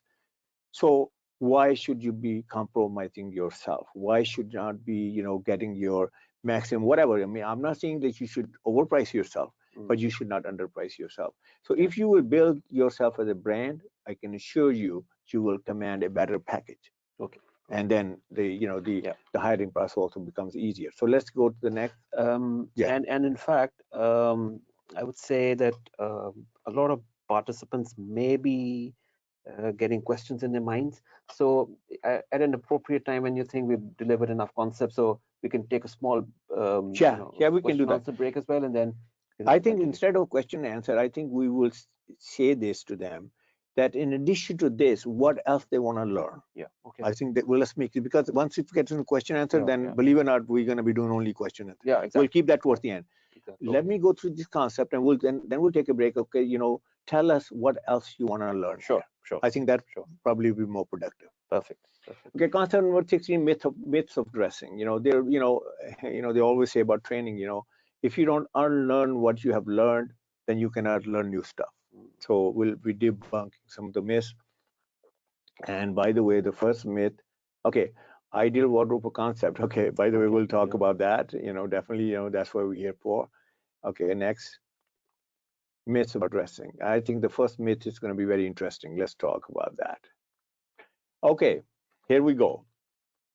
Is education, experience, and skill set more important than dressing? I mean, if we ask this question, okay, can we take a poll? Can we? I mean, not a poll, but we can ask the participants to respond. So, guys, anybody on your screen, if you can respond.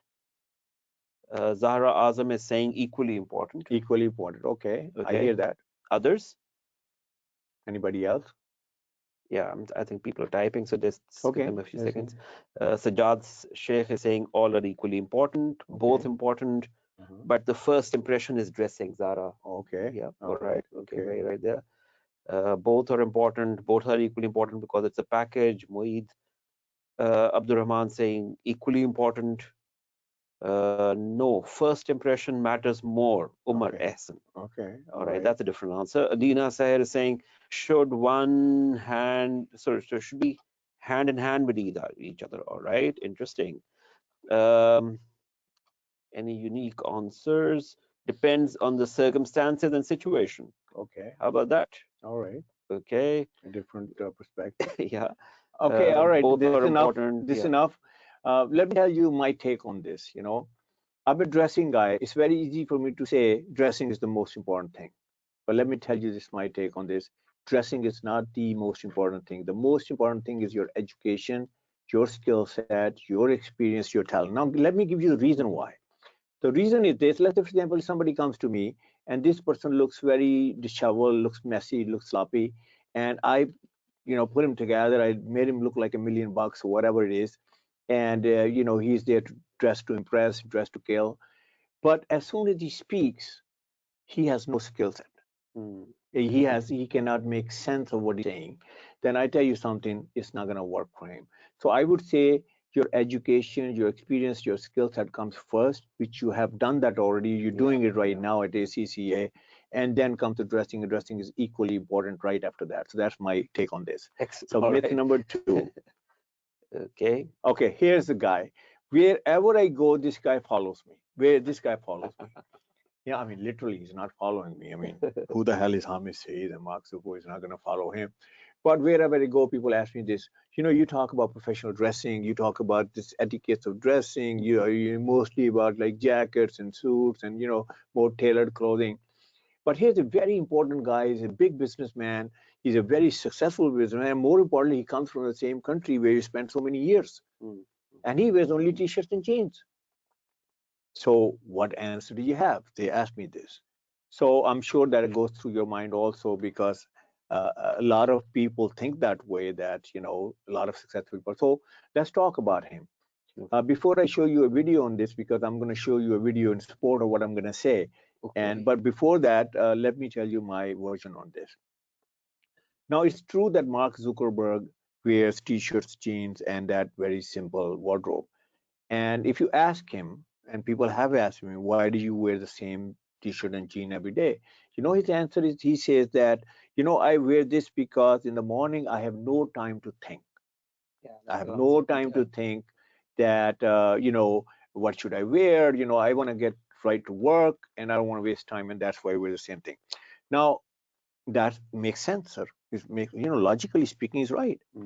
But let's dig it further. Does he wear t-shirts and jeans all the time, 100 times out of 100 times? The answer is no. He's no fool. This guy is no fool. He believes in situational dressing, which we'll talk about. Situation, what's the situation, how we should dress. And the prime example of that is that about a couple of years ago, there was a database breach, and then his was taken to the carpet, so to speak, and the highest court in the United States, which is the Congress Senate hearing, criminal hearing, sir. It wasn't like, hey, come here, tell us how you feel. So his was, face the music, right? That sort of a meeting.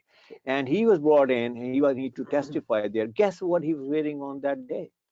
He did not dare to wear t-shirts and jeans. By the way, t-shirts and jeans are the culture of United States of America. Had he worn this, I mean, yeah, t-shirt and jeans is part of their culture, not part of our culture. Sri Lanka, maybe, I don't know. Bangladesh, definitely not. So anyway, why did he wear suit on that day? Not only suit, but sort of impeccable suit. I mean, shirt, tie, very tailored, very, very well put together. I always say this, there's a magazine called GQ magazine, it's called the Bible of styling. And he looked like he was the cover boy on that. So on that day, he found a lot of time to look right. This guy says he has no time. True. And I want to tell you this, because I've been in the United States for so long and everything. I know the politics there. I know how things work, dynamics over there. Had he worn t-shirts and jeans on that day, guess what would happen? They would have probably nailed him. Yeah. Not because of the matter of the case. They would have said, this guy has no respect for us. Yeah. Okay. So let me tell you this. The essence of dressing is showing respect to yourself and then showing respect to others. And I can prove it to you. We'll talk about this, but let's see this video. This is another image consultant from England. Let's see what he says about that. Yeah, but unfortunately, we'll not be able to play the video because they have to upload it in advance. What we can do is we can share the link in their WhatsApp groups from where they can watch it. Okay. All right. Yeah. So you mean they're going to watch it later on? Yes. Okay. All right. You should see this, because, and then let me describe it to you. This is the video right here. Yeah, but they'll not be able to see it. Okay, we will be able to see it fine, but they won't be able to. Okay. All right, we'll send them the link. Okay, I wish we could have showed you right now. But anyway, let me tell you what he says in this video, and then you can watch it on your own. What he says is that, how dare Mark Zuckerberg you do this?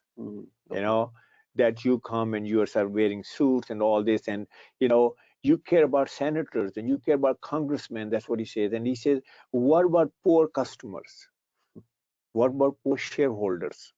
What about poor investors? What about poor all of your other, I would say, target audience, and your, on that day you don't care. Yeah. On this day you care. So the essence is that he brought is that it's about showing respect, my friend. Yeah. Okay, so we gotta show respect. I will add a couple other things in there. Part of our culture, even in Sri Lanka and Bangladesh and Pakistan, is this. When we have a guest at home, so what do we do? Do we come out, sleeping? And by the way, can we change this now? Okay. We come out, and we decently dress because we know somebody's coming. And more importantly, when we go to a wedding, somebody's wedding, guess, sir, what do? Yeah. We dress up. You know why? We're showing respect. Yeah. I mean, imagine if a family invites you and you go there and you wearing your shorts, or you wearing your pajamas, or you wearing your, they will never forgive you for the rest of their lives. So this part of our culture, showing respect is one. And then actually I talk about respect is the respect. First, you show respect to yourself. How do you show respect to yourself? That you dress up. As soon as you dress up, you look in the mirror, you say, I look very reasonable guy, I look decent, I look, all these things. And then, people treat you the same way. People treat you the same way. And then you also show respect to others. So this is the message in there. We talked about brand versus commodity already. Okay. Next, how to establish our own personal brand. That's what this whole presentation is all about. True. How to create that signature look. By the way, this will tie up in the whole thing. You know, we're going to go through this. Why should we bother? What kind of a suit should I wear? What kind of shirt I should wear? What kind of ensemble I should wear? Why should I bother? You know, how I'm going to look at luncheon, how I'm going to look at conference. So we are talking about personal branding. We're talking about signature look, and we should know what that signature look is. We'll help you establish that look. Okay. This is a very, why I'm here, stakeholders in our dressing, and let's run it through. This is a very interesting 4 or 5 things there. These are the institutions we face: mothers, friends, brands, society. If we can get proper grooming here, there's no need for Hamis Saeed to come to Pakistan and talk about this. Okay, unfortunately, we don't. So let's talk about the mother here. Now, the mother, I would say Pakistani, Bangladeshi, Sri Lankan mothers are the best mothers in the world. And I tell you why. Because even despite of all the economic pressure, so many members in the family, meager income in the house, guess what she does? Our poor mother here, she comes through and she takes care of her health, she takes care of her education, she takes care of her training, this, that whole bit. On top of that, there's so many guests coming to the house, she takes care of them. And God forbid, if she's living, not God forbid, but if she lives in a combined family and all that, there's extra pressure there. So what happens? There is not enough money to go around for the wardrobe. There's not enough money.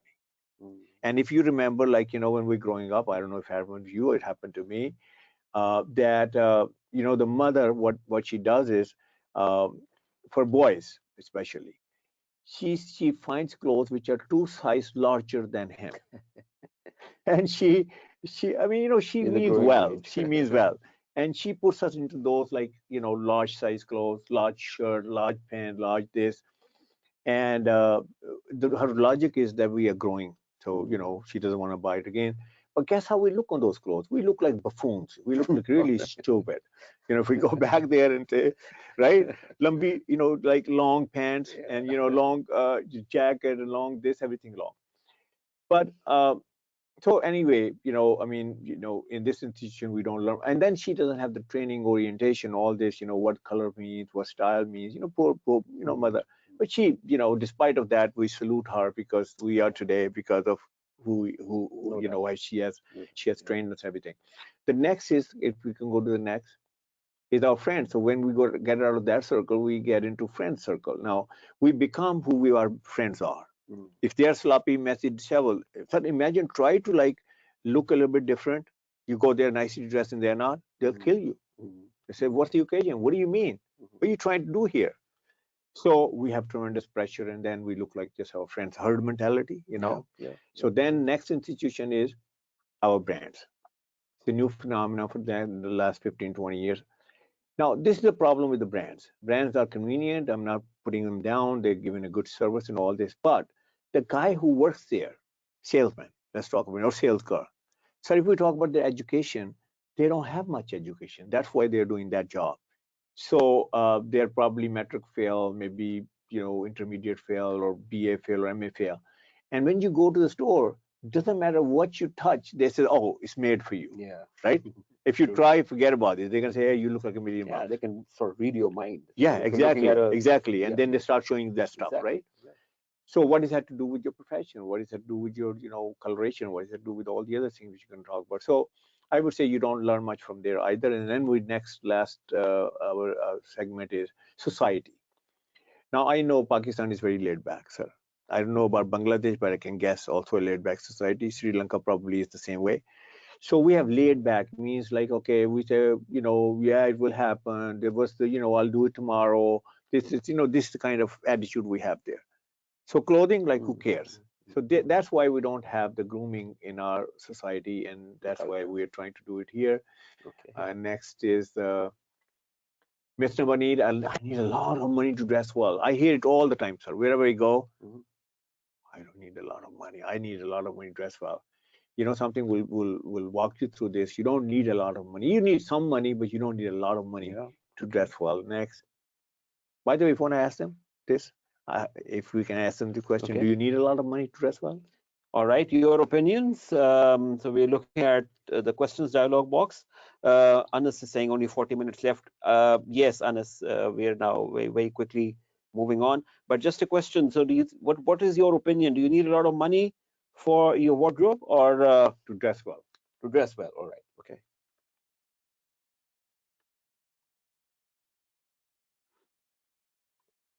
Decent money is needed. Yes, nowadays. Not really. Appropriate amount, yes. Not much required nowadays. Yes, decent money, not a lot of money. Okay, not a lot. Yes, without a doubt. All right. Someone said yes. Yusuf said no. Smart selection. Yeah. Yeah. So the Nuki from Sri Lanka, for example, says yes, a decent amount. Okay, all right, we got the picture. So, Okay. so we're on the same page. We're on the same page. Yeah. That we know, and we actually demonstrate it. Once we get into like how many shirts, how many suits you need, how many ties you need, and all that. Yeah. I get a promotion based on my seniority. Spelled wrong. I see. Yeah. So why I should pay attention to my dressing? I mean, just another thing. Hey, I mean, if I do my 10 years, I'm going to be CFO. I'm do 15 years. Why have to? Especially when you're working for a government or something like that. You get that kind of attitude. So we're going to talk about this. How to debunk that myth. Okay. And then it's a lot of you open that with question like I'm an accountant, I'm a simple guy. I mean, hey, what does that have to do with fashion and trend? I mean, this does not apply to me. I'm not a fashion trendy guy. So we'll talk about this, how fashion and trend applies to you. All right. Most people I see at work are dressed worse than me. It's Your always benchmark yeah, is very low. benchmark is worst denominator. Okay, so why should I worry? Why dressing is proper dressing is important. Are we going to cover Quran or are these Muslim over there, Sri Lanka? No, this. Okay. We can skip this. Oh, yeah, we can skip this part. All Okay, skip the part. right. Okay, here's the crux of my presentation. If you see that and read that, it says, remember before you utter a single word in a meeting, your clothing, your attire, your personality, your persona, your package, your whole thing has spoken all about you. This is before you utter a single word. You go into a meeting, they don't know who you are, you just walked in there. I mean, you're going to introduce yourself who you are later on, but they don't know who you are. So, by the way, they've been trained on 30-second elevator pitch introduction. How do you, explain yourself, who you are, in less than 30 seconds? Okay, that's that part of the power. That's the power of speaking. Exactly. So we're talking about before power of speaking. Yeah. Okay. By the way, Brian Tracy, if you have heard his name as a big motivator and trainer, he says that you make your first impression the first 1/10 of a second. Yeah. Okay. Says 1/10 of a second is, you know what 1/10 of a second is? It's just a glass. True. A guy walked in, you walked in, and people looked at you and they just started making their judgments about it. Now, if you do not agree with this, then I would say that sorry, you're in the wrong place. I mean, but so far I've put this statement and I've gone in front of all kind of segments of businesses and groups, and nobody has ever disagreed with that. So we are saying it's a non-verbally what we are saying about ourselves. And now in the next, I would say 10 or 15 minutes, we're going to talk about the first impression. This is called the first impression. Right. First impression is extremely, extremely important. They could be your, promotion. This could be you're switching one company to the other. You're going for a bigger canvas or whatever, or could be your new job, or could be even while you're at work, you have, let's say, so many, your canvas is quite big. You have to wear so many hats and you have to meet so many people, because I don't think any important meeting is without a financial consultant there or an accountant, right? Am I saying right? That's right. So that means you're going to be part of every important meeting, and as soon as you walk in, you're making a first impression. We'll talk about that. The first impression is the last impression. First impression is the lasting impression. We have all heard about that. Now, he said that, Brian Tracy, the first 1/10 of a second. So I give you 30 seconds. Actually, 30 seconds has also gone much faster nowadays because we're living in a faster world. And these are 7 seconds. In 7 seconds, we make an impression about ourselves. So let's talk about those. They're up there. I'm going to talk one by one. That what impression do we make? Now, this is again non-verbally. We haven't said a single word yet. We just met. So the first thing that we say about ourselves is that what socioeconomic level we belong to. Now, this is a very, very foreign concept that I'm introducing. Most of people don't think that way. Okay. I mean, most of people have never thought about that, how people think. So they think about this, that, okay, this guy just got in. Okay, what socioeconomic level he might belong to by just looking at him, looking at his attire, looking at his appearance, looking at his package. So we think about this. Does he or she belong to an affluent segment of our society? Does he or she belong from a middle class? Does he or she belong from a low middle class? Does he or she belong from a lower middle class? Or for that matter, maybe from a village or poor environment, but just looking at the person. Yep. Now, the important point is not this, the way we belong from. The important point is this, that do we look well groomed? If we look well groomed, here's the message. If you look well groomed, believe it or not, nobody's going to ask you. Yeah. Right? So nobody's asking you, okay, tell me about your background, tell me how much money do you have, tell me. But if you don't look that part, if you look like you come from like that, then people will question it. Okay, how successful is he? Why he looks this way? How much, this and that? Then you're opening a can of worms, with that look. And second thing is a very mundane thing, but education. Yes, we all know we are educated, but do we look educated? Do we look educated? You might think, what's the big thing in here? The big thing is here. I mean, I talked to like various groups of people. So about a few months ago, there was a group of journalists. They invite me and said, we know that you talk about dressing. We know that it does not apply to us, but anyway, talk to us. Come and talk to us. So I said, what a way to invite me. Anyway, I went there. So the guy who introduced me, he talked very big about me with all my this experience and all that. And then he says, sir, with all due respect to you, we are only journalists. What is dressing has to do with us? And he says, but maybe you have your point of view, so come and tell us your point of view. I'm talking about education here. So anyway, I said, okay. I said, okay. So you guys are journalists. So if you don't have anything to do with dressing, do you have anything to do with education? A writer? I mean, how could you become a writer if you're not educated? They say, yeah, definitely education. I said, so there were 60, 70 people sitting there. I said, tell me who is, because they knew each other. I said, who's the most educated guy here? So they pointed out one guy and they said, oh, him. When I looked at him, I couldn't believe my eyes. I could not believe my eyes. He's the most educated guy. He's probably the worst dressed guy over there. So anyway, I was very discreet and I said, sir, your name? He said, my name is so. I said, what's your education? He said, I have 6 masters. Oh, okay. 6 masters, sir. Wow. So anyway, I turned over to the people and I said, look, if this guy met you on the street, like in a place where, you know him, yeah.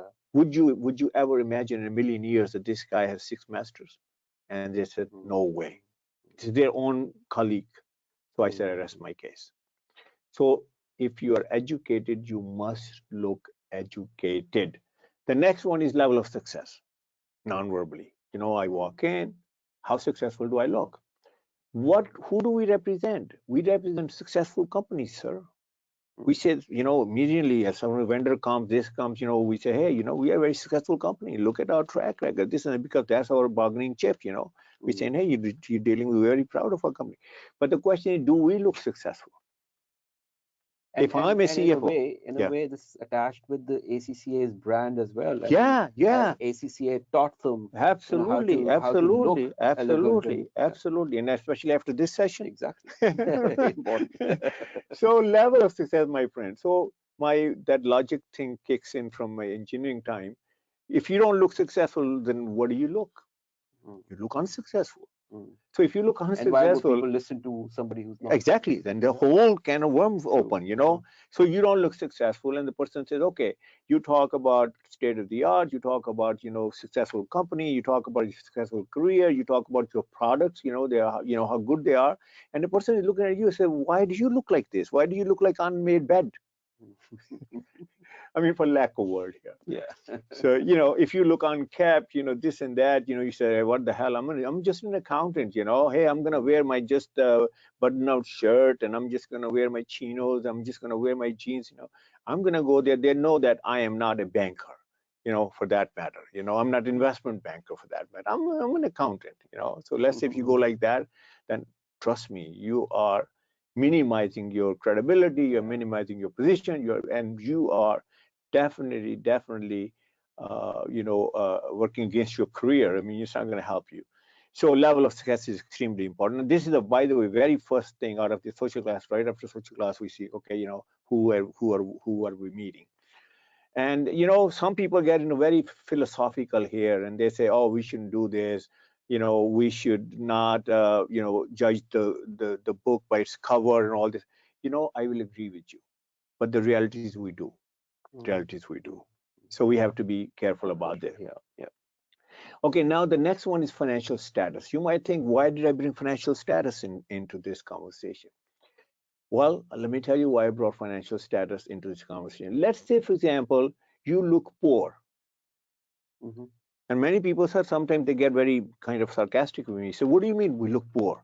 What is poor and rich has to do with me? First of all, how do I look poor? Then they say, I say, okay, have you seen movies? Yes, sir. I say, how do they show a poor guy? And on the street, how do you see a poor guy?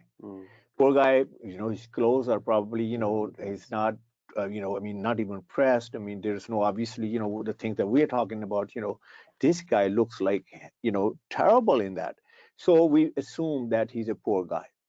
So, sir, how do we deal with how do we treat the poor people on the street or wherever we meet them? We dismiss them, sir. Unfortunately, right? Guess what? If you will look poor, in other words, even if you have a ton of money, if you're a very successful guy, you have a good amount of money, in the bank and all this, but you look poor. Let me tell you this: how you're going to be treated. Again, you're going to be treated. They're not going to tell you, "I dismiss you." Nobody talks this way, right, sir? Guess what? Would they say, "Oh, he's not an important guy. He does not. He doesn't have the. He doesn't look strong." They will not listen to you. They will go on to somebody else. How many times it has happened in the meetings? There are 10 guys sitting there, and the attention was getting is not even of position wise. It's a well-dressed guy. As soon as he speaks, everybody listens to him. It happened to me. I'll give you a couple examples. I will give one example. Example of so many, it's going to get too long. There's a 19th grade officer who came to me, sir. Now, I'm sure that there's a 19th grade officer in Sri Lanka and Bangladesh also, government officer. So he looked at me, he says, Hamid Saeed. I said, yes, sir. He said, oh, you went to UET, University of Engineering and Technology. That's what you graduated from? I said, yes, sir, because it's on my profile. He said, I went to the same place. I said, great, thank you very much. Glad to know that. And then he said that, how come I look different, you look different? He asked me this question. I knew what he was saying. He was talking about his look and my look. I said, I got news for you. You can also look like me. All right. So he got very interested. He said, yeah, I could look. I said, yeah, 100% you can look like me. So I said, how about if I make you look like me? He said, oh, that's why I came, by the way. So then, so anyway, I dressed him and everything, all this, the way I thought the 19th grade officer should dress up. So a week later, after this episode, he called me up and he said, you are a game changer here. I said, game changer? No, life changer. I said, life changer. I said, this is a big word you're using. So I said, what happened? So he goes, you know what happened? Same colleagues, because it's government officer, obviously he's dealing with the same people, same subordinates, same peers, same, superiors. He said, something, I noticed one thing, they have started listening to me. I said, how do you know that? He said, body language, eye contact. He said, before I used to give this presentation, somebody's looking this way, somebody's looking that way. They are fully focused on me, whatever. And then unfortunately, he called me a couple of weeks later. He said, now there's a big problem. I said, what's the big problem? He said, there are two ladies in there and they're saying, you have only two suits? Because he was wearing the same suits again and again. So anyway, financial status, my friend, is a very, very important thing. You must look financially stable. It's like what we say is that if you sweat inside, don't show your sweat. Let's say, for example, you're under pressure, you're this, you're that. Same thing is your look, even though that you may not have a lot of money, it happens, sir. Sometimes, calamity hits, or sometimes there is sickness in the family, something there is death in the family. Sometimes maybe we did a business and we lost the money. But let me tell you this, do not look poor. If you're going to look poor, believe it or not, they're going to treat you aside. Next one is, sir, the most important, level of confidence. If you don't have confidence, let me tell you this, my friend, the game is over. The game of your career is over. We're talking about career way up there, sir. That's what we're shooting for. If you're thinking about just entry level position, you have won the game. I mean, it's no question about that. But if your aspiration to become the C level, you want to go to that C suite, or if you want to command that kind of money, that package you deserve, that again 6 digits, right? We're talking about that. If you don't have confidence, why would I pay you that amount of money? Yeah. I may still hire you. I say, hey, bean counter, okay, take him in. But again, I will not have the confidence in you that you can lead the company, you can help me take. So level of confidence is extremely important. By the way, guess what? Where we are, non-verbal communication of clothing. Sir, can I go into a meeting, say, I'm a very successful guy, I belong from a, affluent segment of the society, I'm an educated guy. Can we say this? Very lightweight if we say that. Can we put a sign up there? I'm a very successful guy. I'm a financially stable level of confidence. We can't say that, but we still have to say it. So how do we say it? We have only one medium, and that's our attire, that's our personality, that's our appearance, our package, and all this. Now, level of confidence. Confidence comes with only two things. Remember this, and there is no third thing that which can give you confidence. One is that you're the grip of your on content. You know your expertise. You're strong in your expertise. You know your stuff, so to speak. Okay, and the confidence comes through that. You can justify. Look at these are my assumptions. I am saying projection this and this. You can sit there and you can really make a sense out of that. So confidence comes through that. The second, I mean, I've studied this in my life for the entire past 20 some years. And the other confidence come through is the way you dress and the way you look. I can prove it to you. The day you look good, sir, and one of these days we do look good, if we even at random, and the day you look good, you look in the mirror, you say, hey man, I look good today. Guess what happens? The confidence shoots through the roof. True. And with that confidence, you can conquer the world, my friend. So my question is that why one day? Why not every day? Why not every day? And you should look and you should have that confidence every day. So level of confidence is extremely important. The payback is huge if you don't look confident. So if you don't look confident, guess how you look? You look nervous. You're not sure about yourself. You are touching yourself, your hair there, you're not sure if your tie is right, your suit is right. You're saying, oh, there's a lot of people that who probably have traveled all over the world. Maybe they know a little bit more than me, and you're under pressure. How could you perform under pressure every day? So level of confidence is extremely important. And then the last two things are, very, very important, and they are authority. Sir, you are a CFO, you're becoming a CFO, you're a financial guy, you're a very important guy of the company.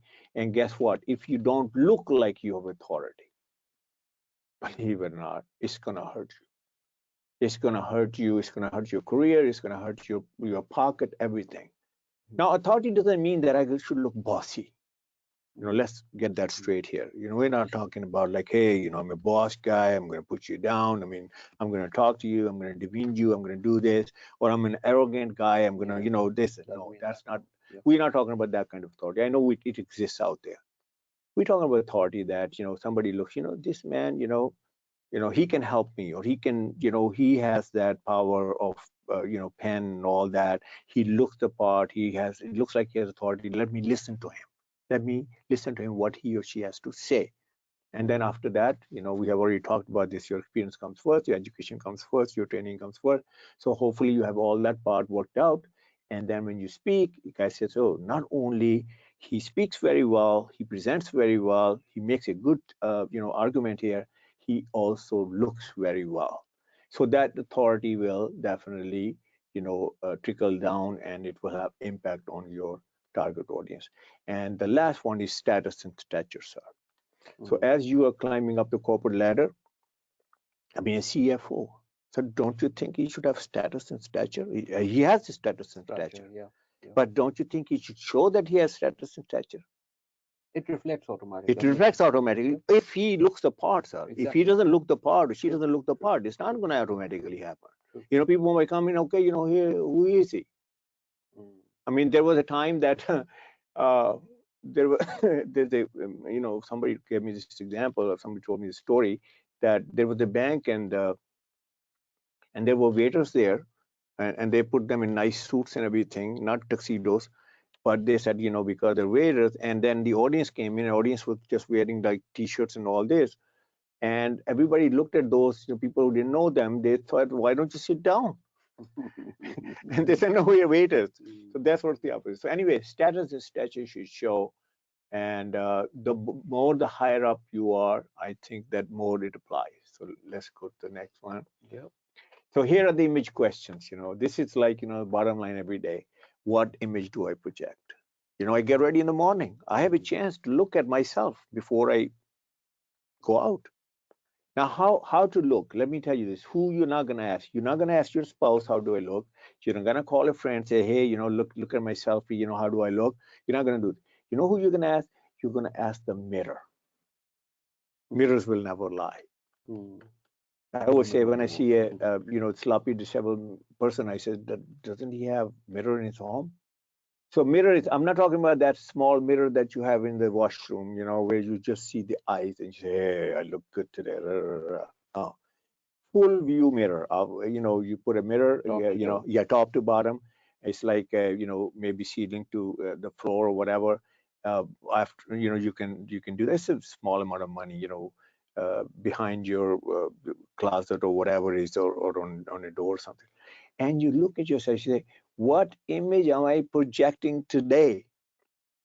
And then think about all this. Do I look a person of status and stature? Do I look person of confidence? Do I look successful? Do I look look the part and all this? So I'm going to ask those questions. If I don't look that, then obviously there's something wrong and we have to. And then the next question we should ask is, what's the image I want to project? This is the image I'm projecting, and this is the image I want to project. So you will see what the gap is there, and that will tell you what to do. And then you should ask, what am I silently communicating? And then finally, how can I improve? So these questions must be asked every single day. It's not like, when you have a very important meeting or very, something special event and all that, we should ask this every day, because that will reinforce it. Yep. Now, you might ask me this, that, okay, Hamid Saeed, you have brought this, I don't know where the hell you came with this nonverbal communication of clothing, and you talked about social status and this and that and all these, what you came up with. By the way, those are all my own findings, sir. Over 25 years, being in the trenches for so long, meeting 50,000 more than that people and all that. So that is, yes, it's my own interpretation, which I shared with you. So you might ask me, okay, is there any study done on this? Any communication study, anybody that who's really something very way out there, a big guy, maybe a professor, maybe a college, So I said yes. And this is a guy that I'm bringing to support me here. His name is Roman Jacobson. By the way, he's the it guy on nonverbal communication, not only on dressing, but on anything. And he did, by the way, he's not with us anymore. He left the world, but his work is there. So let me introduce him, Roman Jacobson. He is the MIT professor, Harvard professor. We all know the names. And we also know that when they do a study, that study is really well comprehensive study, and they have done all the variables and everything. Properly researched and all that. Now, guess what he's saying here? This is the first. I mean, by the way, you can Google it up, and it's a PDF. They're available. It's about 2 miles long. We don't have time. Maybe I can talk about all day long just on the study, but we're going to go through salient points of this. So here's the screen. That on the screen you see one of the slides. This is, by the way, from his slides. He says you are a sender and you also a receiver. So we talked about this. It's not that you are sending messages. Other people are sending messages too. You are making the same judgments about who you're meeting. Same with what we just talked about. So he said you're a sender, you're a receiver at the same time, and there's a message between that is how to communicate it, which we talked about in detail. He's going to bring out some different ways of how he breaks it down in a very interesting way. So anyway, on top of that is the number one is context. So he says, this conversation takes place in some context. We are talking about dressing, we're talking about nonverbal communication of clothing. So there is a context. Like, say, for example, you and I were wearing ties right now. He's wearing a business casual, I call it. I'm wearing a suit. So I'm wearing this shirt, tie, suit, and all that. Nice shoes, Oxford shoes and all that. Imagine if I go to a park and start jogging in this. Guess what will happen? Is the context right there? Context is wrong, my friend.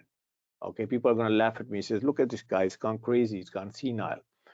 But on the other hand, okay, one more example. If I go to a village and I got to talk to villagers about, like, in this dress, they will also look at me like what, planet that I come from, you know, because they wear obviously different clothes.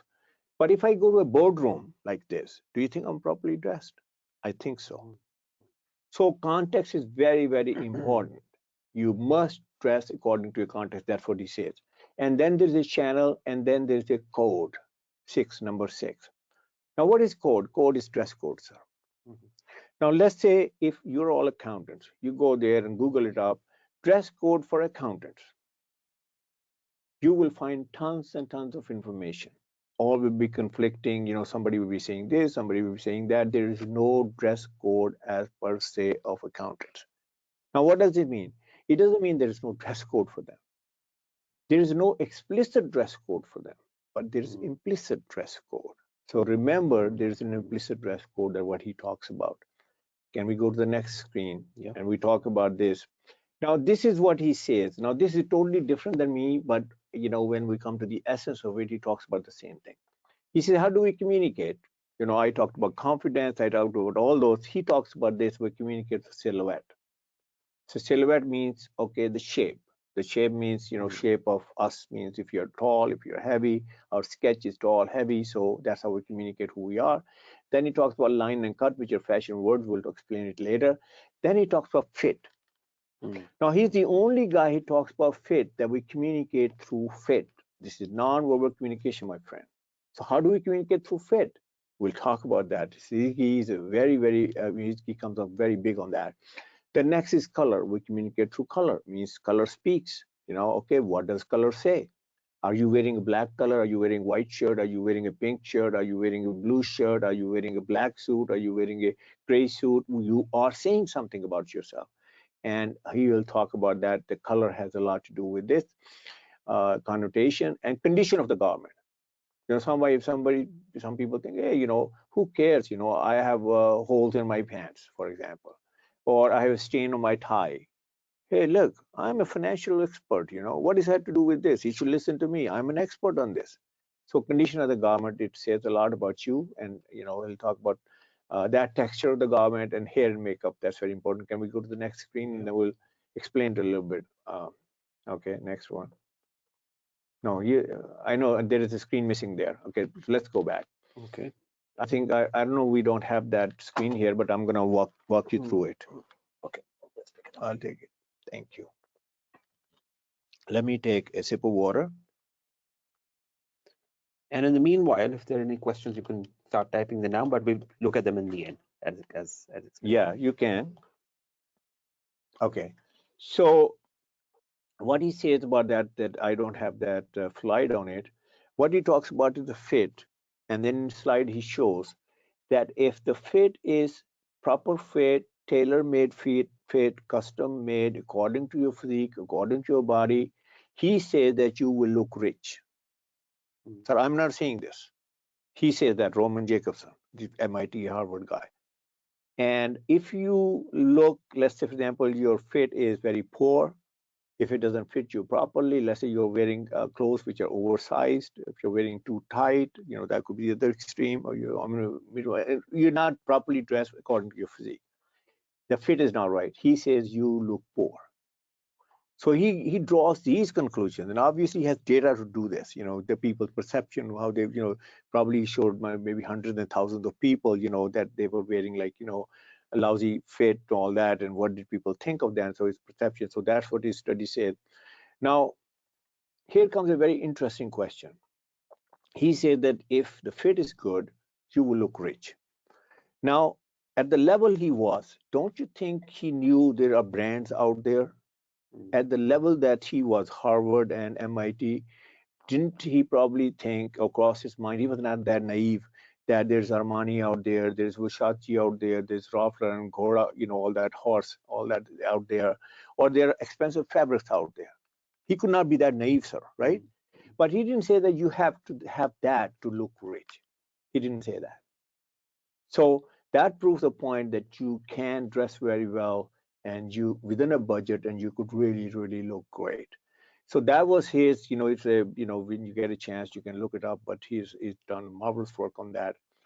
And so that takes us to our main course here. And that is the formula that I promise you. What's the 5 P's of dressing? Uh, I would say that take a picture of this, or if you want to come back and take notes, whatever, or take notes in between, because this is the litmus test. These are the pillars. If you will understand this, and if you will comprehend this, and if you will internalize this, and then if you will implement this, I can promise you, you will never make any dressing mistakes. So it's a very big claim, but I think I can prove it. So let's go to the first part, which is pigmentation. So remember that story that I told you, the ones that who were present at that time of governor of New York. We went through that color pigmentation. Here was a big guy, governor of New York, and he was fascinated by pigmentation. So what is, may we go to the next slide here? What is pigmentation? Here's what we see. God has made of us of different colors. We are white, like whites in America or England or Finland or Scandinavian countries. Then we are blacks like Africa, shiny blacks I'm talking about, okay? Not to demean them or anything like that, but that's their coloration. And then we're Asians, okay? We Pakistani, we Sri Lankans, we Bangladeshi, Indians, all that region. Our coloration is what? Our coloration is totally different than white. What do white have in pigmentation? Let's talk a little bit further deeper into it so you can understand this concept. That their eye colors are, sir, they are blue, they are green, they are hazel. Our eye color is black, or probably at the most like dark brown. The darker brown. Their complexion is like ivory, clear. There is pinkish, there is white, all that's their complexion. Our complexion is either dark or medium or fair. Am I right? Okay, so this is our complexion. And then our hair color, their hair colors are blonde and their hair colors are brown, shade of brown. Our colors are black or are like at the most like dark brown. So how is it possible that the colors they wear are going to look good on us? The ultimate designer is God. God is created with everything, with wisdom and everything. It's not possible. Now let me tell you what colors they wear. And you probably know it because you have seen the movies, or if you have seen the guys and girls from there and all this. The best colors on them are you have seen autumn leaves. Autumn leaves are the colors in them, they are the best colors on a white guy or white girl. Now why? And what are those colors? Autumn leaves, let me go through the colors. Okay, you will have olives in there, right, sir? You will have greens in there, right? You will have shades of browns, and then you have shades of tan colors, right? And then you have rust and paprika, and then you have all these very, very interesting colors. If you ask me how to dress a white guy, a white girl in the right colors, I will say I will take a barrel of leaves, I'll put that person in there, and believe it or not, he is dressed properly. Now, these are the colors which look good on them. Now, let's dissect it and come to our region. Do we wear these colors in Pakistan? And the answer is we do. We do wear in Bangladesh, we do wear them, we do wear in Sri Lanka. We wear these colors. Uh, Green colors, different shades of greens are worn here. Brown, tons of browns are worn here. Okay, shades of tan, they are brown here, they are worn here. So how is it possible that it looks good on them and we look good on them? No way. Now let's dissect a little bit further what looking good means so that we can get to the bottom of it. What looking good means is, one is aesthetically, okay? But the other thing is, remember that governor's story, what he said? It's when he wore the right color, he said, my skin glows. So what happens is when you wear the right color, I'm talking about that color which is closer to your face here. I'm talking about the jacket. Maybe it's, if you're a female, if you're wearing a dupatta, or if you're wearing a hijab, or you're wearing, for men, you're wearing a shirt, you're wearing a tie, anything which is closer to your face. When you wear the right colors, what will happen is your skin will glow, your eyes will become more robust, more energetic, more energy in you, and you will look like very fresh. You look like you can go there and conquer the world. But on the other hand, if you wear the wrong colors, guess what happens? Your skin is dead, you look lethargic, you look tired, you look lazy, and you look like you want to go to sleep. Now you might ask me, okay, what's the implication of this? I'm an accountant. I'm just an accountant, or I'm a professional. What does that to do with me? Now, let me tell you uh, um, uh, the uh, the implementation of that. Let's say, sir, you are a CFO of a company, Mhm. and you're wearing the wrong color. So guess what? You will look tired, you look lethargic, you look lazy, right? Very important meeting. All the C-level are sitting there, and they look at CFO. Why he looks so tired? Why he looks so lethargic? Why he looks so lazy? And guess what? He is not actually tired, but he looks tired. So the bottom line is that you are not going to be presenting yourself in the best possible position. Same thing as you're going for job employment and you're wearing a wrong color. Guess what happens? Mm. It's the same thing. You look tired. You look lethargic. I mean, who's going to hire them? You're going to say, he's already tired before we hired him. I mean, how is he going to take us? I mean, we want some winners here. Can take us there. People with energy and all this. Now you might say, what's the proof of it? I can give you a proof. Sometimes we get compliments, sir, you look great, yeah, ma'am, you look great, whatever. If we go back and see when we got those compliments, I can guarantee you this: you were wearing the right colors on that day. And you are the same person, he's the same person. A week later, he comes to you, he says, is everything okay? How many times we say that? Is Yeah. everything okay? Are you okay? Is there family problem? No, no, I'm okay. I'm good. No, you just don't look good. So this is the implication of pigmentation. Now let's talk about this. I told you the colors which look good on them, what colors look good on us, right? I think this is a logical True. next Yeah. thing. Now let's talk about shirts first, okay? So you can take notes and this and that whole bit. You want to do is you want to mental notes, whatever. The best shirt on our complexion, eye color, hair color, skin tone, that is Pakistani, Indian, Bangladeshi, Sri Lankan, all this belt is the white. The white shirt is your best friend, my friend. And if you happen to be for females, it could be a white dress, it could be white dupatta, it could be a white hijab, all this. Now, why white? The connotation of white, and if I, by the way, show them that video also. There's a Mhm. video for of a white shirt also. Why white shirt is the best shirt? I'm not going to say because I'm wearing white and so you're wearing white and so hey, we're wearing white, so that's why white is the best. No, white means trustworthy. Connotation of colors now we're talking about. Non-verbal communications that we're talking about. You're wearing a white shirt, you're not going to say, hey, I'm wearing a white shirt. I mean, they see I'm wearing a white shirt. So the subliminal messages of white shirt are I'm trustworthy, I am credible, I am honest, I am pure, I am sophisticated, I am refined, I am polished, and the symbol of peace is also white. So how could we go wrong with all having and you might ask me, okay, so give me a proof. Tell me like who wears white in this world. Now you're going to be probably a CFO one day of a very large company, but I don't think you're going to be president of the United States one day, or you're not going to be president of Russia one day because you're not Russian, you're not president, you're not. Now those, I would say, the G7 presidents, what do they wear, sir? Invariably, you can go there, Google it up right now. You can go there and take the last 10 years. In very seldom you will see somebody wearing a different color shirt. They're all wearing white shirts. Now, what do you think? Why they're wearing white shirts? Don't you think they have money to buy other colors? I mean, if they don't have money, who has money? They have the money, they have the means. But you know something? They have consultants like me. They tell them, sir, you're gonna wear only white shirt.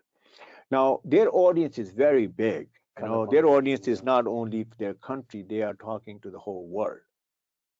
Now, it's not a club. It's sort of a club, but it's not that kind of a club that Putin will call Biden. Hey, Biden, how you doing? Yeah, what are you going to wear tomorrow? Hey, I'm going to wear white shirt. Hey, I'm also going to wear white shirt. That's not how No, it no, works, no. sir. Yeah. They know it, and their image consultant tell them. So I would say your safest shirt is white for any important meeting, because all these things you cannot say about yourself. You cannot say, I'm a trustworthy guy, I'm a honest guy, I'm a pure guy, I'm a refined guy, I'm a polished guy. People will say, what did you have like two heads here? I mean, what are you saying here? But you need to tell them that you are this. And I'm telling you, this is the way to do it. you know I want to tell you this. I'm also a shirt manufacturer, sir. You know that. I actually manufacture and I create these wardrobes. I must have literally close to maybe about 150, 200 shirts in my closet. So I have every conceivable color. I have every conceivable color because I love colors and I love colors that which look good on me. And every time I get a new fabric, I say, hey, make me a shirt. Guess what? It's still sitting in my closet. Every day I wear a white shirt. So I'm like, I practice what I preach. Reason I was going to talk to you today. I was going to before that I went to a virtual university. I had a very important meeting. That's why I was a few minutes late, and I had to talk about them. We're doing a big program for virtual university. I'm doing a big program for them visually. How we are doing some videos there and all that. So and then I had two clients in the morning, and then I probably at the end of the day I'm going to meet somebody else. So I am wearing my best color. I'm wearing white shirt, and I wanted to give you the respect, and obviously I want to look trustworthy and credible to you. I mean, why would you listen to me? If I came here wearing red shirt, you're going to say, hey, what the hell this guy is wearing? So that's the proof, my friend. The white shirt is your best. The next color, which is very, very good, we'll also talk about suits. That's black. Jet black, remember this, not heather black, not dirty black, not this, not dull black. No way. Not even charcoal. Not No, charcoal is a different. Right. Charcoal is, we're talking about purity of the color. Right. Charcoal is just a mixture of black and white. Mm-hmm. The more black you put and little white, it becomes charcoal. But a true charcoal, in other words, there is no hint of yellow in there. There's no hint of green there. Right. You even try to mix and match this, you see this color will totally come. And probably that color is good for a white guy, not for us. So we have to stay in our natural color. And natural colors looks good on us and these colors. So anyway, black, jet black. Sorry, jet black is power color. This is the connotation of this. So the day you have power meeting, guess what you're gonna do? You're gonna pull out your black dress if you're a woman, or a black suit or black jacket. If you're a man, uh, black is power. Black is totally power. Black means, hey, stay over there. Don't come too close to me. That's the image, okay, by the way. But on the other hand, there are other colors which gives a little bit more approachable messages. So you can wear black shirt. You can wear black shalwar kameez. If you wear shalwar kameez, I'm sure some of guys they wear shalwar kameez. I'll tell you one guy that who really knows the colors and uses that to his advantage. His name is Bilawal Bhutto. If you see that, sir, for the past 2.5 years, I've been watching him, what he wears. Most of the cases, maybe 90%, more than 90%. Now he's kind of started wearing some other colors after seeing Imran Khan, but he wears the black shalwar kameez all the time. Now he's no fool, by the way. He knows what he's doing. So what he's doing is he's displaying power. He cannot say I'm a powerful guy because he's going to public. He cannot say that. So he's projecting that. So black suit is your power color. You must have one black suit in your closet. Remember that. Even though that you may not wear it every single day, because there are going to be times that when you're going to need it. Okay.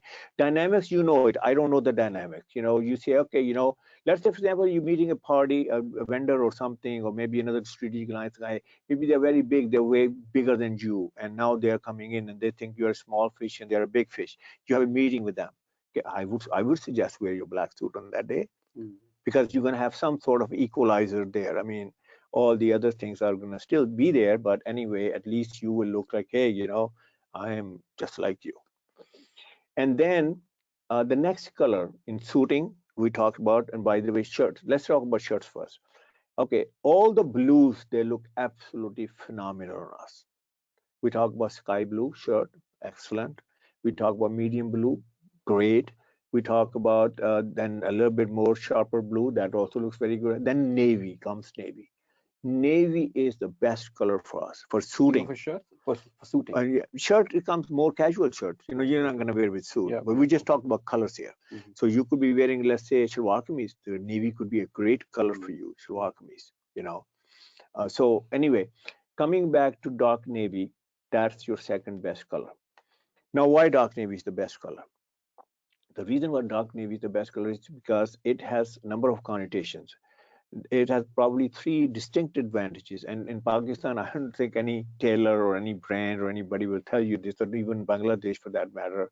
And I can promise Sri Lankan also. The three distinct advantages are: number one, this color has two things in it. It has power, authority, and it also has approachability. Dark navy, the one you're wearing, and today I'm wearing my black, But anyway, dark navy has that. It has power and it has also approachability. Now, as a financial person, you need to have both. Most cases, I would say, dealing your big canvas, you're dealing a lot of people. So you're not going to come in intimidating look, that black suit and power tie and the pocket square and the cufflinks and the tie pin and all this. You don't need that, but you should have it in case you need it. So dark navy has that. And the second is that it falls well with all socioeconomic levels. It's a very interesting thing. In other words, you could have a meeting with a guy who thinks like he's the it guy. He's a very industrialist. He got a ton of money, this, that, a whole bit, old money, whatever. He thinks himself, he's like, he's way out there. He will also resonate with this color. You know why? Because he wears the same color. He's gonna say, hey, this guy's wearing a dark navy. He's my kind of guy, my kind of girl. So it falls well. And then the middle class, if you're dealing with somebody we don't know sort of who you will be meeting. We don't ask them, they don't tell us, but we should assume that we could be meeting anybody. So this falls well with all socioeconomic level people. Middle guy also likes it, and he respects this because he wears it. And if somebody comes from a, God forbid, from a lower middle class, lower class, he salutes it. You know, and the third biggest advantage of this dark navy is that you can wear the heck out of it. You can wear it every single day. You just change the shirt, tie, or shirt probably the white. If you change the tie and all this, it's going to look like a new outfit. We are used to looking at blues, and we process it as such. But if you wear a black suit every day, people are going to say, "What? Do you have only one suit?" So that's very prominent. So I would say dark navy is your best friend, even for female. You want to have a jacket. We'll talk about this. How women, how they can exert authority. Authority. Let me tell you this. I don't care if it's Sri Lanka. I don't care if it's Bangladesh. I don't care if it's the United States. When it comes to dressing, the only element, the only garment which is going to give you authority is jacket. If you don't wear jacket, let me tell you this: you're all the same. I can prove it to you. Sir, in a bank, cashier, what does he wear? He wears shirt and a tie, sometimes not even a tie, shirt and pant. You go into a warehouse, what is the guy wearing there? He's wearing shirt and a pant. You go to admin, what do you think the guy is wearing there? You are CFO.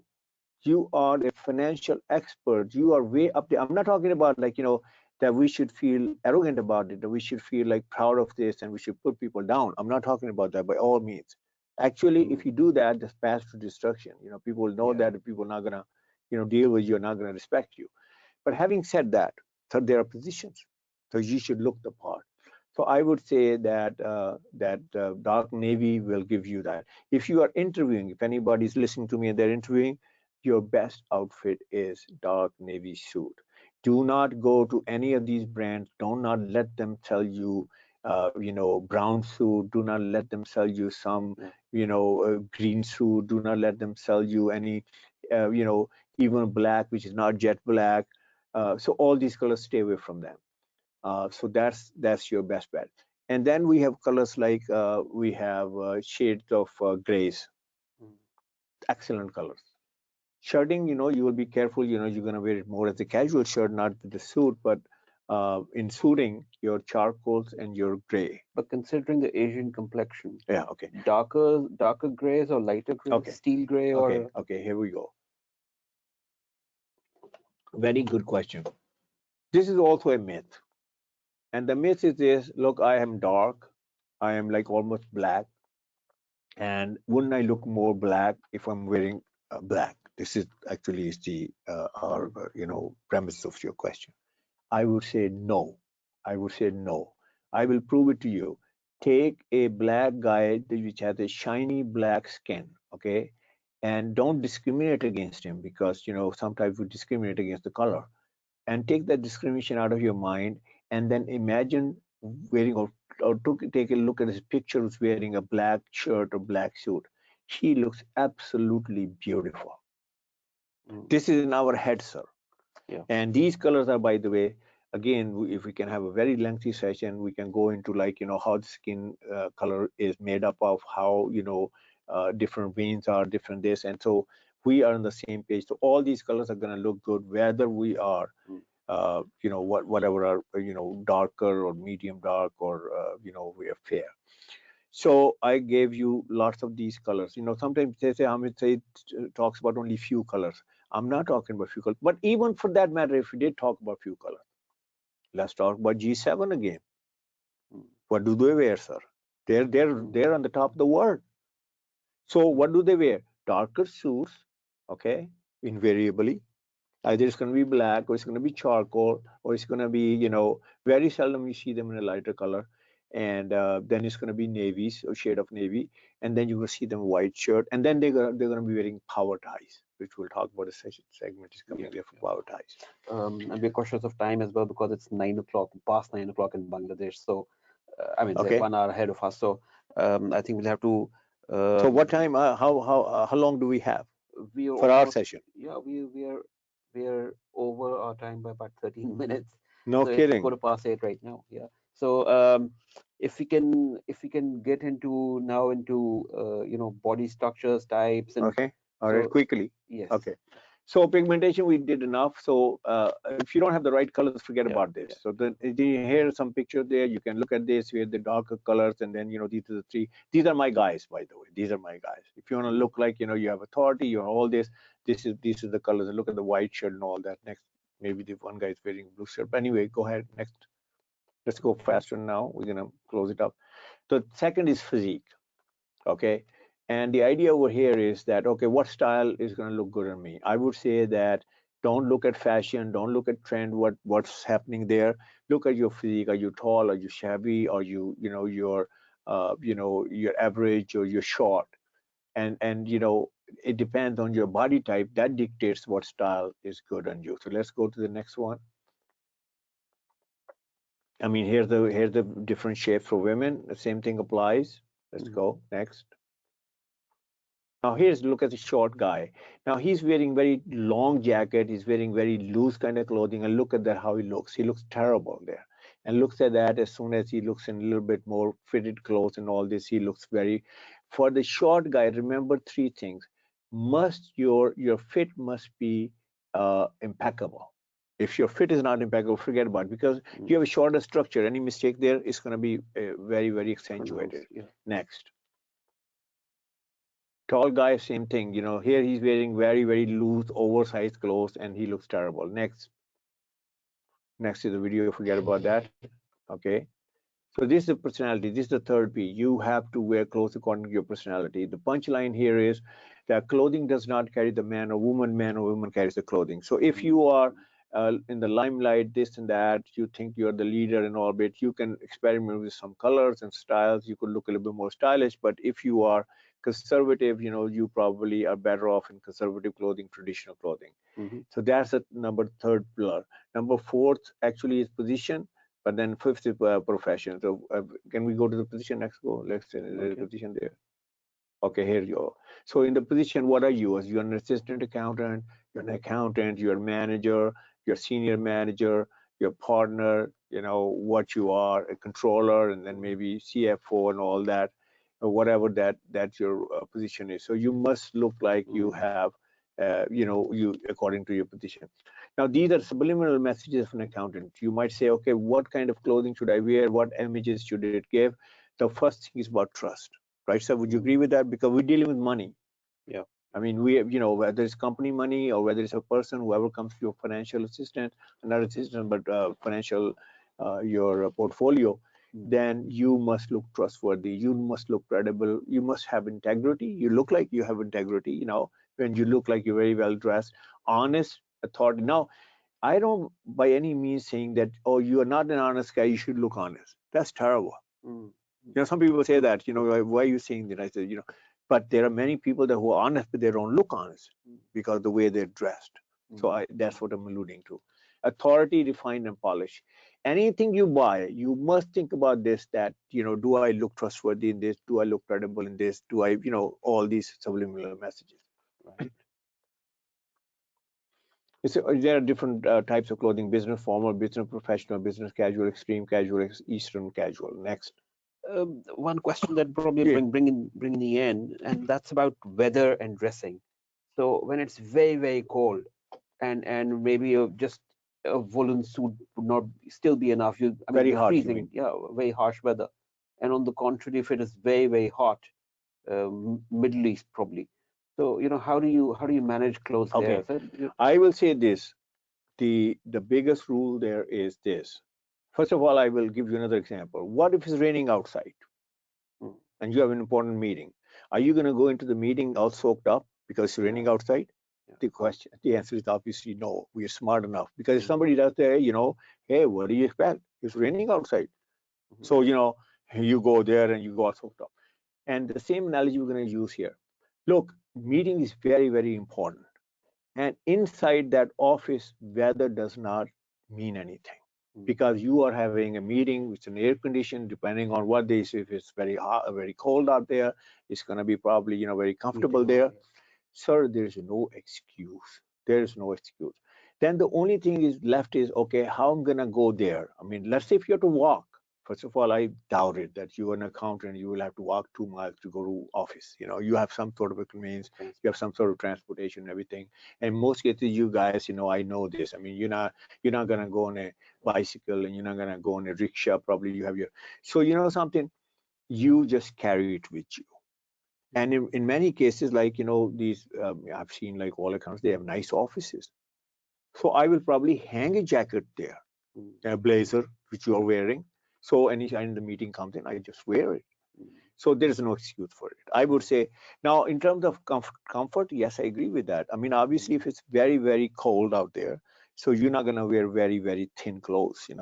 So, I would say in Pakistan, India, all this, I mean, Sri Lanka and all this, I think it's kind of a hot weather. So I think we should wear tropical clothing and suiting, which is all year round. mm, There's no need for, heavy kind of yeah. wool clothing and all But I that. was also, thinking about, is it really criminal to put a sweater or under your coat? I mean, over your shirt, but under your coat, if at all you have to. Could it be a cardigan or it be a Okay, jumper or then I would say, if you want to wear a sweater, let's talk about you opening up another can of worms here. We can talk about can half of an hour worms? about Yeah. sweaters. How about half for sweaters? I think it was not in our domain, but let's talk about it. I would say if you want to wear a sweater, then wear a V-neck sweater, Yeah. Okay. because you could be wearing a tie. It frames it very well, right? If somebody's wearing a Mm, V, I mean, not a beautiful look. But then what kind of sweater are you going to wear? Are you going to wear that woolly sweater, which is like all, pilling and all this, and, it's also killing your outfit because it's like all pilling, the stuff, wool or whatever is, and then it looks very lousy. It looks very cheap. You're a financial guy. You are selling big investments. You're convincing the companies to invest this and this. And imagine, like, if you're wearing that. I mean, for lack of word, I'm saying cheap, and yeah. actually the word is cheap. Or if you're wearing zigzag sweaters, there's a lot of designs. I would say only So buy 3 sweaters. Mark this. We can write it down. Take the navy color, take black, and take gray, and take V-neck. mm, You are set. And buy as expensive as you can afford. If a cashmere sweater, you can afford it, because it's going to be investment. It's going to be yeah. for your next True. 10 years. You don't True. have to True. buy another sweater. True. So I would say, don't wear long sleeve sweater, because if you wear long sleeves, guess what? All these sleeves, that if you're wearing a jacket, this and that, it's going to get all Stuff. bulgy here and Yeah. all this. Yeah. Forget about it. You're going to be managing here. You're going to be straining out their sleeves all day. You're going to say, what the Very hell? What's nice wrong fit. with the Yeah. CFO? He's constantly straining himself out. Yeah. So Yeah. please don't get into So in the that situation. Western world, we see that if it's weather, if it is if it is raining, they'll wear a long coat. Yeah, Yeah. So yeah. You should but don't have you a think? raincoat. I tell you something. You should have a investment in raincoat, once only, once in lifetime. Mm, Also, top coat. Top coat, top is coat, like, yes. very few people in our countries have top Yeah, coat. that's right. They'll shiver and they won't have a top coat. Yeah. But But there's then when another. you, I mean, the manners are that when you enter an office, you Yeah, don't enter with the top coat. You just as you enter, you take it off, you put it yeah, in a hanger, exactly, and then you take it. exactly, With exactly. you Then go you back. take it with you. Exactly. But still, it's like, when you're coming out, and by the way, when you go for an important meeting, I got news for you. There are people watching you, how you're dressed, how do you, because that gets reported, sir. True. Especially when you go into the new territory, new environment. So I totally agree with you, and so I think sweaters are those. Yeah. I will not wear open sweaters. Cardigan is too, I would say, casual. I would not wear that. I would go V-neck, and that's it. And those All three right. colors that I Okay. All right. suggested. Okay. Thank you. So anyway, let's go into a business formal look. Yeah, For the that's ladies, very important here to I'm know. showing, look at this. I mean, first of all, you see they're not showing any skin, The collar is way at the top over here, or then there's this scarf there, so we can have our, culturally, we should be correct. Maybe not short jacket, because we don't, that's not our tradition here. So you can wear a little bit longer jacket, you can wear a little bit looser jacket, but the jacket will give you that, I would say, that element of authority, even if you're a Authority. woman. Yeah. Yeah. Next. So we talk about the females, we talk about white here. I'm showing white, and look at the white Benazir Bhutto, and then another our icon, Former from a lady finance point of minister. view, Hina Yeah. Rabani, and then it's Rahman, what's her name?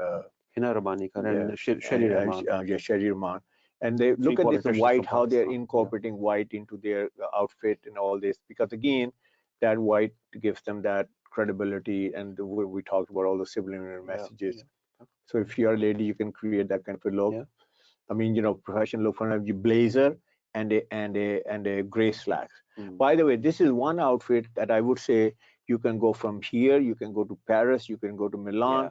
then Common. from there you can go to Hong Kong, you can go to New York, whatever, come back in one outfit, and you'll be properly dressed. But this is definitely not dinner. I mean, this is not dinner suiting. I mean, this is work. No, but here's the thing. Let's say you take the jacket off, or be the tie off. Yeah. Now you have open collar shirt. Yeah. You can go to the dinner. You can go to the dinner. All right. Okay. Okay. The other thing is, let's say, for example, you have a couple of more shirts in there. You have a check shirt, small check shirt. You can get even more casual in there. I'm talking about this outfit is just a chameleon. You can put so many. You can, like I said, nobody's going to say you're not properly dressed. In suiting, probably they'll say, the right suit, wrong suit. But this is a navy blazer. If you're listening to me, this is the best investment you can make. So you have made this, and you can look at it, and he looks perfect. I like the word chameleon. Yes, because it works with everything, Yeah. So I mean, I'm throwing some words from United States and all this, but anyway. No, this is very important. This is Yeah. exactly So what we're again, the talking check, about. look, this is business casual. Yeah. To me, this is business casual. This is not like, so you have a nice jacket, then you can wear with a sweater. Look at this, what the guy's wearing. He's wearing a V-neck. True. On the other hand, that guy he's wearing a round neck, but it doesn't look that great. That's probably more casual. Yeah. And then here is our middle guy, he's wearing a button-out shirt or something like that. It looks very nice. So these are very casual looks. Yeah. You can go to a country club, you can go to a nice dinner, you can go to a nice. And I will say this: when you are not sure, that should you go very casual, should you go like this? I would say go for more formal hair. No, you will never hurt yourself. Okay. Yeah. So go more towards the formality. Next, sir. Okay, so let's say, for example, if you want to be shirts and pants, I mean, they're nicely tailored, nice fit, nice day. I mean, I will not wear two-tone shoes that guy's wearing. That's a big no-no. But let's go further. Okay, if you're a female accountant, again, let's say you have to go to a social event or this and that whole bit, like a lot of people ask me that, should I wear print? I mean, I would say print is a big no-no, but this kind of a print is more architectural print, more geometric print. I think this looks great. If you do a small trimming there, that's also a look nice. Now, this is again, like for a social networking event and all this. And, again, if it depends, if you have a very hardcore business meeting, I would not wear this. This is more like towards a more casual look. We say the extreme casual look. Extreme casual look. Extreme casual look. Now I say, if you like Eastern, then these are various things that you can do. I mean, the one with looks a little bit flashy, white one, I will only wear it on a festive event. Not on office and all that. You can wear also a jacket on this. This gives you a perfect look jacket. And by the way, Imran Khan, when he was sworn in, he said he's a simple guy. He's not going to wear anything. We remember all that. Somebody was handing that waistcoat. He said, no. But look at him today. I think he transformed very well. Good for the country, good for him. I really like It's all the way about he dresses. respecting Yeah, it shows the people. respect, and you are the PM and all this. Yeah. Again, we talked about solid colors. If you're a female, remember this. This is the biggest mistake I see. If you're a female accountant, do not wear prints. Do not wear prints. Prints, you can see all important women in the world, they do not wear prints. They wear solid colors. The reason is this, that all the attention should not be on the color, it should be on you. You know, the biggest issue women has is that men don't listen to us. You know, I mean, even home, you know, they say, hey, you know, he doesn't listen to me. Same thing is in the corporate world, you know, they're not really listening. We're a minority, they're not listening to us. So you got to make yourself. And if Yeah. I can ask a question, you know, for men, women Yeah, both, yeah. choice of cloth, cotton versus jacquard versus linen versus flashy, silky, Yeah. you know, so The you know, cloth is very important. I'm glad. First of all, let's talk about that silky and they're very, you know, both for men and yeah, women, both yeah. shiny. Yeah, for men and women also. Remember, my friends, shine is cheap. I cannot say it more succinctly than that. If your clothes shine, let me tell you this, this is not good for you. This is not good for your career. The only shine which is good is in gold and diamond. And that you're not gonna even wear it a lot of it, you know. Yeah. For men, you know, forget about this. If I'm That's wearing right. rings, you know, people do ask me, should I wear a ring? I say, why? Yeah. What do you want to say with the ring? What's the statement? What's the statement? What do you say? I'm in Oh, I'm wearing. Bombay. Oh, yeah. Oh, he's wearing a blue stone. I hate blue stone. Why you open up yourself like that? Yeah. Okay. So anyway, I would say for women, more importantly, stay away from prints, you know, Okay. and go solid colors. And you see all the important women in the world. You will see that. Now this is the interesting part: attention versus distraction. So let's see. You're an accountant, you're a CFO. Do you think I used to wear these? Forget about it, my friend. I'm showing you extreme, but there are colors that similar colors Yeah, that and wear. that flower and Yeah, yeah, and flower and all. Oh my God! yeah, And, your and look at ACCA. this styling on the orange one. You know, Oh this my is a God. 4-button coat and everything. Never ever. If somebody gives you free and says, "Hey, take it," you said no. So let's go to the next. Oh my All God! right. Do you know Lightweights. how many CAs, chartered accountant comes to me and they're getting married, and I said, okay, what's your interpretation of getting married, and what do you want to, sir, checks? I said, oh, check. So I asked him, I said, what are you going to do with this suit afterwards? All right. Believe it or not, I have convinced probably 95% of the chartered accountant who comes to me for the other day came in. I was just in the final stages, and he says, "Sir, I was thinking my family has put a tremendous pressure that I should wear something very, you know, like loud and something like, you know, I should look like a groom." You know, in Pakistan, what happens is, you know, the funny thing. You go to a salesman and says, he says, okay, so you get married? Yeah, yeah, yeah. So he says, what's the bride is going to wear? So you go, oh, she's going to wear yellow dress. Yellow dress, yellow coat, yellow shirt, yellow tie, yellow this, even shiny Match. yellow shoes. I mean, they make you look like a clown. Never, you're an accountant, please. And especially when you look at this, guess what? I feel I get dizzy looking at them. All right. So you're an accountant, they should Yeah. listen to you. So forget about that. Next. Oh my God, terrible. Yeah. Anybody looks like that, don't trust him. You know, I mean, look at the hideous kind of combinations and this and that. Oh, it's terrible, terrible. Never. It's a loud distraction. Chains, forget about Accessories. that. I know you guys don't Accessories. wear it, but even We on just wear marriage, the ACCL lapel pin. yeah, yeah, look at That's that's professional, I think. discreet. You know, that's Okay. okay. So anyway, stay away from that. This is All a rock and all roll thing. Okay, right. next. Here, my guys again. This is what you're gonna look. You know, you look like that. You can go there and do the business anywhere, any part of the world, and you're gonna be accepted, and nobody's gonna say anything. Again, And my not tying up both the buttons. If it's a no, two-button no, coat, no. Yeah, three-button, exactly. then But yeah, this is another thing I go through. I think it's gonna all come right. in down Okay. there, and we'll talk about that. Forget about the next. Go to the next. Okay. Now, this is I was talking about prints. I mean, you know, and you know, I put this picture up and I said, you see, terrible, and all men says terrible. Oh. They look so good. Yeah. So let's not talk about that. Let's talk about the print. These are big no-nos. Mhm. Forget about this. You know, and Yeah. unfortunately, I've seen women some sort of this interpretation at workplace. A lot of embroidery, a lot of this like folk dancing type of. You know, I would say this. You know, what are you going to do? Go to a folk dance class or whatever? Next.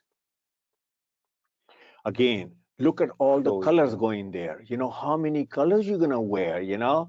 I mean, you are dividing yourself in too many colors. And first of all, you're dividing yourself, your height into so many colors. You know, when you put so many colors in blocks, you know, you are actually, if you're 5 foot tall, you're making yourself probably 2 feet tall. And Yeah. another challenge for women. Short height, what kind of cloth? Yeah. What length? Too long Yeah. or too short? Okay, let's So talk about that. You know, brought it because kind of that's important I because was going fast, but let's go back to the physique part. okay. When you're short, you could be a short man or woman. Remember that when you wear contrast, means you're wearing a black jacket and you're wearing white pants, for example, it's a big no-no for you. The reason being this, that eye is trained by God is this way, that eye works from top, and when a color stops, ends, the eye stops, and then eye starts again, because if the eye is not going to stop, it's going to process the same thing as black, but it's the next color. You know, God has created eye with wisdom. So what happens if you're wearing black, you're short man or short woman, you're wearing, let's say, darker color here and then a lighter color here, and you're 5 foot tall. Guess what? You have divided yourself into half. Means you are 2.5 foot tall because I stopped there. So I would say that don't go for a big contrast. Don't go for any kind of blocks and blocks of colors. Go more monochromatic. Okay. So let's say that doesn't mean that you cannot wear combination. You should wear a combination. So let's say, for example, if I wear navy, I will go charcoal pants with that. All right. Okay. You know, I will go Not darker see-through. pants with All that. right. Okay. Same thing for women. You know, they go like more monochromatic color. I think that's going to make you look more linear, more taller, and give you that extra couple of inches that you're looking for. Excellent. And also the third thing in there is proportion. Very, very important. If your proportions are not right, for example, you're short and you buy in a ready-made shirt, guess what? Your pocket, instead of here, it goes here. Your waist goes here. Your hips goes here. Guess what? You look like, very awkward. So proportion is very important. And then the last thing is this, that also talking about proportion, that, everything should also be proportionate. For example, if a woman is short and she's carrying a very big handbag, it looks very awkward, right? So that part also, that you have to look everything proportionate. Yeah. With your permission, Sure. just wanted to say one thing. Yeah, absolutely. I've a lot of times I've been, when I go shopping for a ready-made suit, a lot of times the shopkeeper will say to me, "Oh, the sleeves are long, we'll adjust it for you. Yeah. Oh, the length of the coat is long, we'll adjust it for you." And in a flash of a second, I mean, the position of this button close to the edge, Absolutely. it tells you whether it's been adjusted or not. Right. Similarly, the Yes. position of the pocket Yeah. to the edge, it instantly tells that the coat has been adjusted. Absolutely. And that's a killer once again. Well, it's not only that, but it's also is that the placement gets all screwed up. Yeah. For example, let's say, for example, you take a waist to the pants, okay? So he says, okay, yeah, it's kind of loose on you, then we can make it tight. Guess what happened? The position of the back pockets, take them closer. Or your creases. Or your crease, your goes the trolley. So don't go for that. That's very So important. you're absolutely right. Yeah. So okay, now another I would say big mistake would be embroidery. And Pakistan, I'm sure Sri Lanka, Bangladesh, we love embroidery when it comes to women. Embroidery coming out of our ears. Every place is embroidery. Now, what happens is this. Let me tell you what's wrong with it. I mean, you should wear embroidered. I mean, I'm not putting it down, but keep it for your different like parties and personal events and this and that. You can take your yayas out wearing embroidery. But in corporate culture, please don't wear embroidery, because again, the thing is, attention is going someplace else. Attention is going on embroidery. What if I don't like embroidery? I'm a client, and I said, "What is this?" I mean, you don't want to disturb people, so you want to put your best foot forward, the way you said it in the opening statement, which is correct. Everything is put your best foot forward. I mean, even though you can make a case for this, that, embroidery looks good on me, I like embroidery. And I'm saying to people, I say, what does that to do with you like or not like? It's all about your effectiveness at work. True. It's not, by the way, it also doesn't depend on your mood. Some people say, I wear clothes according to my mood. I said, let me ask you this. Do you get paid every day? So you have a bad mood, you wear bad clothes, or wrong clothes, and you go there, and do you say to the company, says, only pay me half or pay me only 1/4 for today because I am not in the right mood? Mood has nothing to do with you. is also about all about your job, your effectiveness, and the last thing I would say is that it's not a fashion show. It's not a fashion show. True. You know, True. so you don't have to go there and show like fashion, but you know, you must look professional. Let's go to the next. Trendy and all. Okay. Okay, we talked about it already. Yeah. That's the right color. I mean, look at this. Kate came in. Look at how she's. I mean, we all know who she is. Solid color. But even look at the neckline for her. You know, it's like way up there. And these are things that I think we should be This careful was when we during a visit incorporate. to Pakistan. Yeah, wasn't visit it? to Pakistan. Okay. That's exactly what it is. By the way, come and And go back to there. Go back to she's this. I want to wearing a say one more stole. thing. Yeah. This is also showing respect Yeah. to a culture. Exactly. You know, when we go to, let's say, Very America, important. when we go travel, you know, a lot of people say, hey, you know, I'm going to go there. I'm going to wear my shalwar. I'm going to tell them who I am. This, good, good. You can do that. But don't have a chip on your shoulder. They come in here, they show respect. I mean, you know, you can wear. I mean, I'm not saying that you should wear a mini skirt, but you can wear decent clothing which resonates with Trouser them. and a long shirt. If you're a prime minister, okay, yeah, you know, like Imran Khan. I mean, then before that, Nawaz Sharif used to wear suits. That's all right.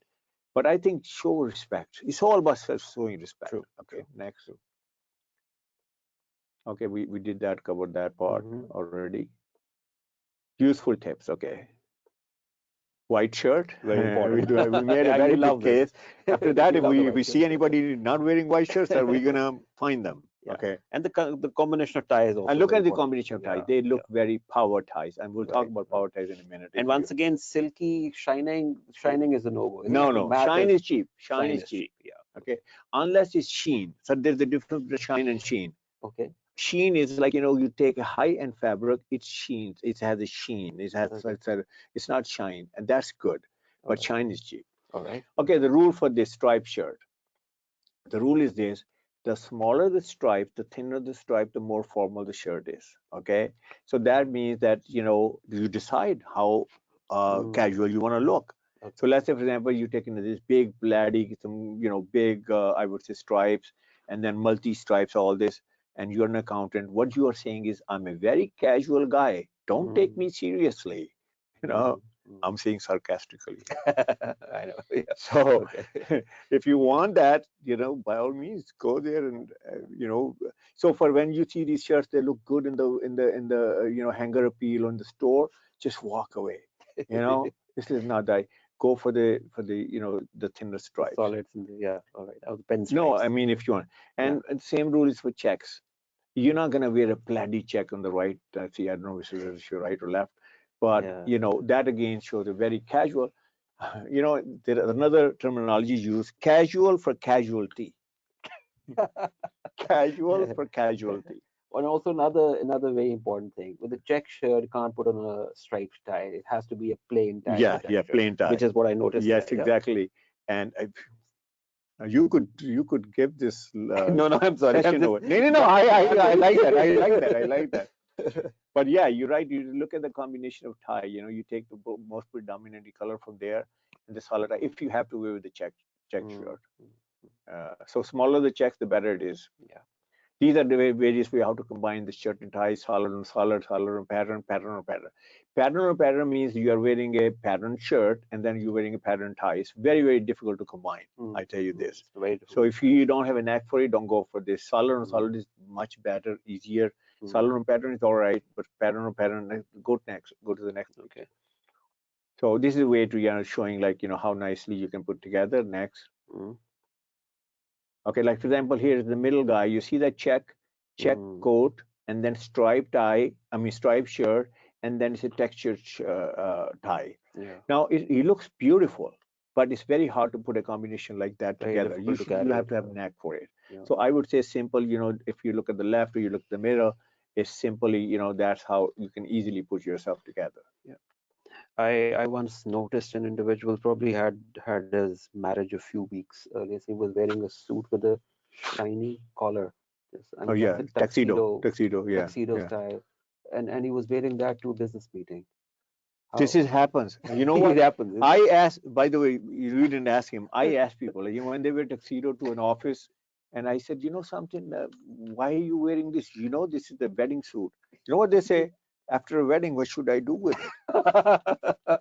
All right. So this is why when I tell them, I said, look, think about it, what you're going to be wearing after the wedding. Yeah, that's my So style. these are different combinations. Again, we talked about blue Yeah. blazer. Blue blazer is your best friend, like a white shirt. True, true. I'm so, happy Okay, with these are some of the things. Distraction. You don't let your peers be a distraction. Don't wear jeans, chinos, joggers, tracksuit to work. Don't wear bright colors and loud colors. Don't wear ill-fitting clothes. We talked about that. Don't wear shiny clothes. Don't wear rings, bracelets, jewelry if you're a man. Terrible. or anything that makes a sound for women, is it? Yeah, I yeah, have yeah, heard yeah. You heard that. that. Especially, don't wear like that dangling jewelry that when you walk, makes noise. I mean, I just give that kind of a barometer. So don't wear huge and big watches. Don't wear outdated style. Don't wear too much makeup. You know, don't wear rugged and unpolished shoes. I mean, it's a big no-no. Don't wear worn-out belts. How many times I've seen a guy wearing a nice suit. Look at the belt. Belt is like, it probably had seen his best days. He's wearing a 5-year-old belt. The thread is coming out of there. The holes are big, and all that. There's a I mean, even the what they call the buckle, it has lost its luster and its shine and all this, and he's wearing that, and he's not paying any attention. Believe it or not, guess where a belt is? Belt is in the middle. It gets attention, sir. Yeah. Okay. Yeah. Do's and don'ts of different outfits. I mean, this is All very, right. very, easy. I mean, this guy on the left, wearing a t-shirt, what statement is he making about himself? Except saying, hey, I don't care. And if he doesn't care about you, why should you care about him? Why the company should care about him? Probably wear the suit to bed rather. Right, exactly. So anyway, look at this nice tailored Sorry. shirt. Yeah. Go back there. I mean, how much big is investment is here? A tailored shirt, a tailored pants, nice belt, nice shoes. I mean, the guy looks absolutely professional. Yeah. So Okay. next, we talked about this different That's right. outfits. Okay. Okay, here's the thing. Ah. Now look at the combination on the left side. Aesthetically speaking, maybe color-wise is okay, but it looks so busy. It looks like, look at the pocket square in there. There was a minister here, In a Rahman shirt. Malak. Oh, right. Remember that how he used to put pocket square in that? Oh man, hideous. Okay. So it looks too contrived. It looks like you put too much effort in there. If your clothing looks like you put too much effort in there, again, it's not good for Yeah. you. And Look at too the much right effort in side. the It's very, wrong direction give your audience the eyes a break. I mean, they deserve it. They're going to sit in front of you for an hour and a half a meeting. Right? Am I right? True. Right? Or wrong? True. True. So Very you right. go this kind of a combination. Okay. Okay. Next. Okay, look at this in Shalwar Kameez Eastern. I mean, the guy who's wearing this big motif here, what statement is he making? I mean, I don't know. I sell milk in the morning. Right. So anyway, so this is something you don't want to. My apologies. You don't want to be caught As a like this. professional, You're an man. accountant. I mean, I don't care what kind of event is that. On the right side, he looks very, very sophisticated. Looks polished. It looks like, even though he's wearing like a color is a little bit on the louder side, but he looks great. Yeah. Next. Now, this is a big mistake. Shalwar means most of the people, they think they wear it like a sleeping suit, typically, sort of, with all due respect, many people, and especially in also accountants, I've seen this. I've seen C-level people, and many of them claim that I'm going to sleep in the same thing. I'm going to get up, I'm going to come in like this, and then I'm going to wash my face, and then I'm going to come in the meeting, and then people are going to say, "Sir, you're like this," and say, "I'm a simple guy." This simplicity doesn't cut it. Look at the fit of the shalwar kameez here. It's excellent. Look at how trim the arms are and everything. Look at the fitting. That's how it should be. But if you to necessarily wear kameez shalwar to work, it has to be with a waistcoat Yeah, or a I'm going to coat, show right? it. I'm going to show it Sorry. because All this right. is I was talking about just a fit. All Here right. it Here comes. it is. Either you wear with the dress it up. You wear with the shalwar kameez or you wear with the jacket. Yeah. Okay, next. And I was Okay, about to relate to blazer. ACCA. ACCA has a dress code saying if you have to wear kameez shalwar on a Friday when you have to go for prayers, Right. you have to wear it with a waistcoat or a coat. Absolutely. You got it right. Now Very these are important. comes All right. these Okay. are small tips here. If you're wearing a two button coat, then you gotta wear the if you're gonna close it, close the top button, not the bottom button. And when you sit, please open the buttons. And that's why Yeah, feel comfortable. one button Feel exactly. comfortable. You see a lot of people there. They like on TV and so he's sitting like this, and they feel Exactly. so uncomfortable. Yeah. If it's on the TV, by the way, they do it because they don't want to see. I mean, sure, wrinkles. But there are more wrinkles. By the way, when you wear Yeah. the second button, I mean, even And if you have a style, good fitting, yeah. it will start wrinkling here because True. belly, this, that whole bit. There are a lot of issues with the body, Mm. and we have to camouflage those. Oh my God. You see this guy with the terrible shoes, believe it or not, forget about him. And something, there are many. And I would say this, there's no excuse for not having polished shoes. Mm. And I get a lot of lectures on this. Sir, you don't know Pakistan this, Pakistan does, Pakistan this, is so hard. So I come on a bike, I do this. So I confront them. I said, let me ask you this. How costly is a shiner? Only 100 rupees. I say you should buy 3 shiners. One you have at home, and one you have at office, and then one you have it like wherever you go, it's with you. So you come out, and I know it gets, even if you come on a bike, you have a shiner, you have little thing there hanging there, you have your things in there, put a little shiner there. So you come out and you shine your shoes and before you get into the building. I said, what's wrong with it? People should not see you like this. If you do it, believe it or not, they will make a big judgment about you. So there's no excuse for that. And something that I noticed in the UK, Yeah. because it rains quite a lot over there, Yeah. they don't mostly wear full leather or leather sole, because leather soles would give way to to rain and water too quickly. But they would have a synthetic sole with either real leather or a synthetic leather Yeah. on top, but it looks like leather. It's not, But I tell you something, I've seen also this, the one who really care about them, they wear that kind of those plastic boots on top of that, it's synthetic boots, so that they don't want that their shoes like could be, worn out or something like that. So there are lots of things. Where there's a will, my friend, there's a way. I mean, I would say this. Yeah, true. Never compromise your look. Yeah. This is another thing, is that you should be mindful of this, that skin should not show, and especially in your legs. And when you sit, remember this: the pant is going to ride all the time. Pants ride, and if you're wearing socks which are short, kind of short, then the skin is going to show. Or when you cross the legs, it's the same thing happens. So make sure that skin does not show, and so buy a little bit longer socks, I would say. Yeah. Okay. Next. Tie length important. Many people don't know that. The right tie length is that it should just touch the buckle of your belt. If it goes down there, then it's too long, and if it's shorter, then obviously both of them don't look right. And that's of course a standing position, because when you're sitting down, of course, the tie that's a standing position. Right. Somebody killed me that. One day I did a tip on this, and the guy said, I was sitting there and he said, oh, look at your tie, such long. What are you talking about? You are just kind of faking it. He gave me a big lecture, but I blocked him. He didn't deserve an answer.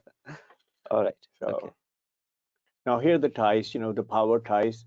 What you see here is the polka dot ties. These are textured polka dot ties. Next, go to the next. I will make it more clear. Okay, the left is the polka dots, and then these are solid ties. The one I showed you before, the texture tie, and then these are rep ties on the right, which is the diagonal ties. These are the only 4 ties you should wear. If you have any other ties, I would give you permission to burn them. Today. Take a match. All right. Don't even give it to anybody else, because he's going to look awful. So these are only 4 ties you should have, and in Pakistan, it's very hard to find good ties. Okay, next. Yeah, again, these are power ties for accountants. Oh, look at it. Can you imagine somebody, an accountant, CFO, wearing this kind of belt? I don't care with which, it doesn't matter. Tacky, very tacky. It looks like, those snake charmers, Yeah. I mean, with those Or beans and all this, cowboys. have a cowboy hat with that. Yeah, that's right. This is the right. I need to go back there. This is the right tie, right belt on the right side. Like a very sleek buckle. The belt is about 1¼ inch, not thicker than that, and there's no big stitching on it. The bigger stitching and the bigger belt, wider belt, it becomes a casual belt. So make sure with the dress suit, like a 2-piece suit, you must wear a dress belt.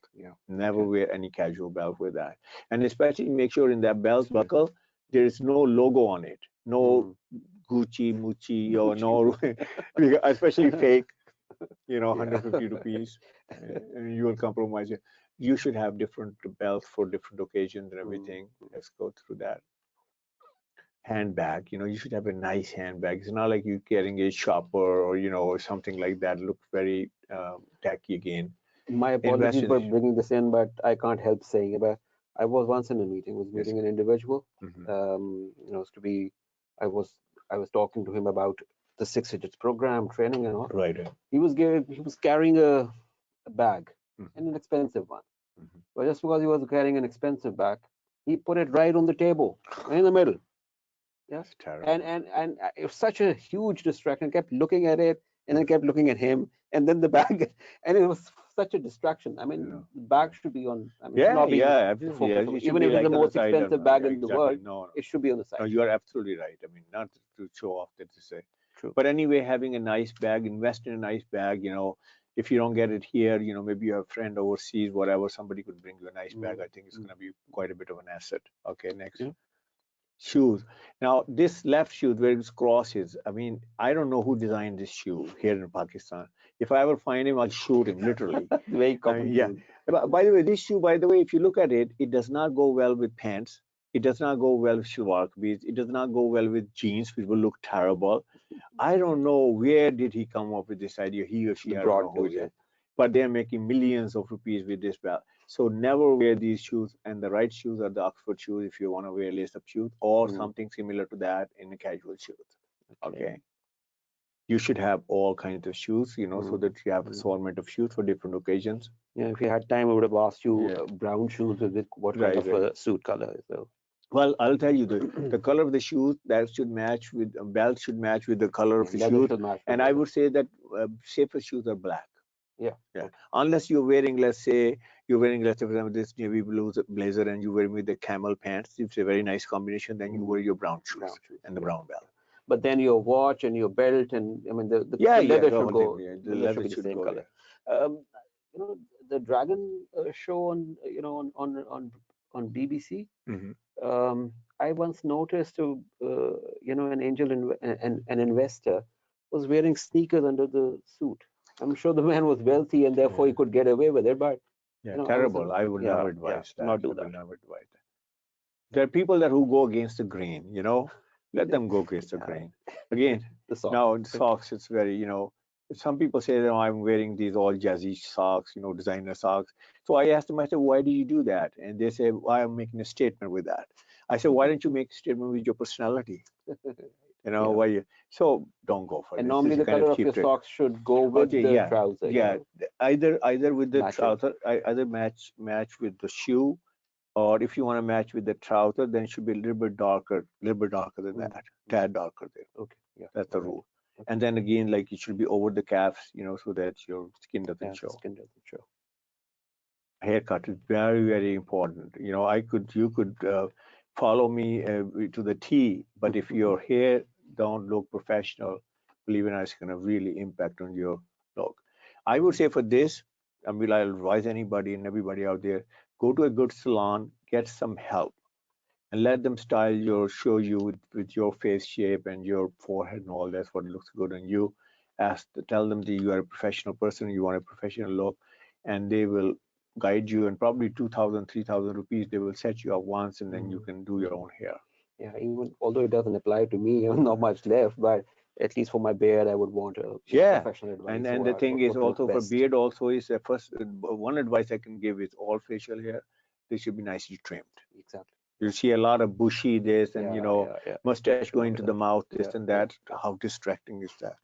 Can you imagine a CFO sitting there, mustache going into his terrible. For that matter, anybody. True. Polo shirts, if you have to wear it, you're going to go on a playing golf, or you want to go to a country club, this and that, you can wear it outside, you can wear it inside, but look at the fit. The biggest mistake in t-shirts and polo is that people buy cheap polos and cheap t-shirts.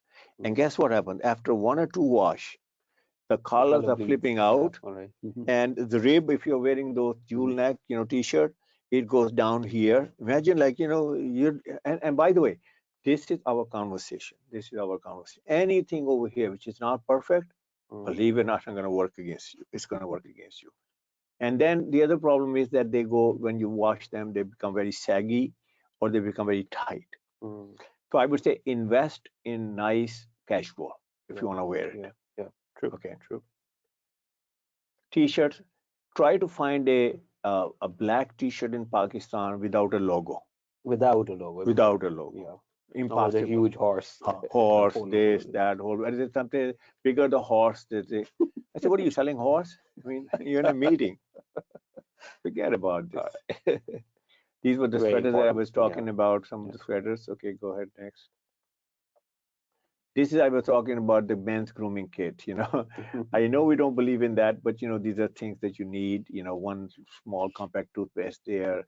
I have a list of things in there that could help you. Yeah, even if you go to a barber, it's best to carry your own. I mean, yeah, that's health-wise right, also, for it's that's best to hygienic carry point of your view. own. Okay, Yeah. next. For women also, these are the professional haircut. Okay, next. I mean, hijab, you can wear it a different way. You can look chic, if you want to. There are various ways of wearing hijab, and you could still cover it just like that's if you just wrap it up, you're covering the same thing. But you could wrap it up in a little bit more artistic way. I think it's going to give you definitely a more chicer look. True. Various ways of wearing the battas. Okay, next. Okay, jewelry. I would say minimal jewelry. Your jewelry should be minimal. It should be very discreet. It should be sophisticated. It should be simple. It should not be that, hang in there, hang in, jumke, shumke, all that stuff, because it's a distraction. I mean, you should wear it, at home or parties and whatever. But in a, I would say, a corporate environment or a professional environment, stay away from that. True. I'm showing some pictures there. Again, these are pendants there, lockets and all that. Go ahead next. Again, your earrings should not be hanging there. Anything, the bottom one, those pearly ones, and they're very inexpensive. I think they're the best. The closer they are to your ears, they look, and they come in all different colors, so you can color coordinate them, all that. Again, simple bracelets. Bracelets. Okay. Okay, these are different shoes that everyone have. I will make only one statement about the shoes for the ladies' shoes. Don't wear high heels, because high heels you will wear it. I mean, I tell you something. What will happen is you will get tired. You can't walk around, and it's a nuisance. And then next day you're gonna have a backache, and you're gonna call in sick. This, that whole bit, and also the attention goes someplace else. Is and then the noise it makes, tick tick tick tick tick tick, the whole But probably, office hears it. I mean, only if, let's say, height is an issue, only then. Probably is that an excuse? No. Even in then, that even case? then, even then.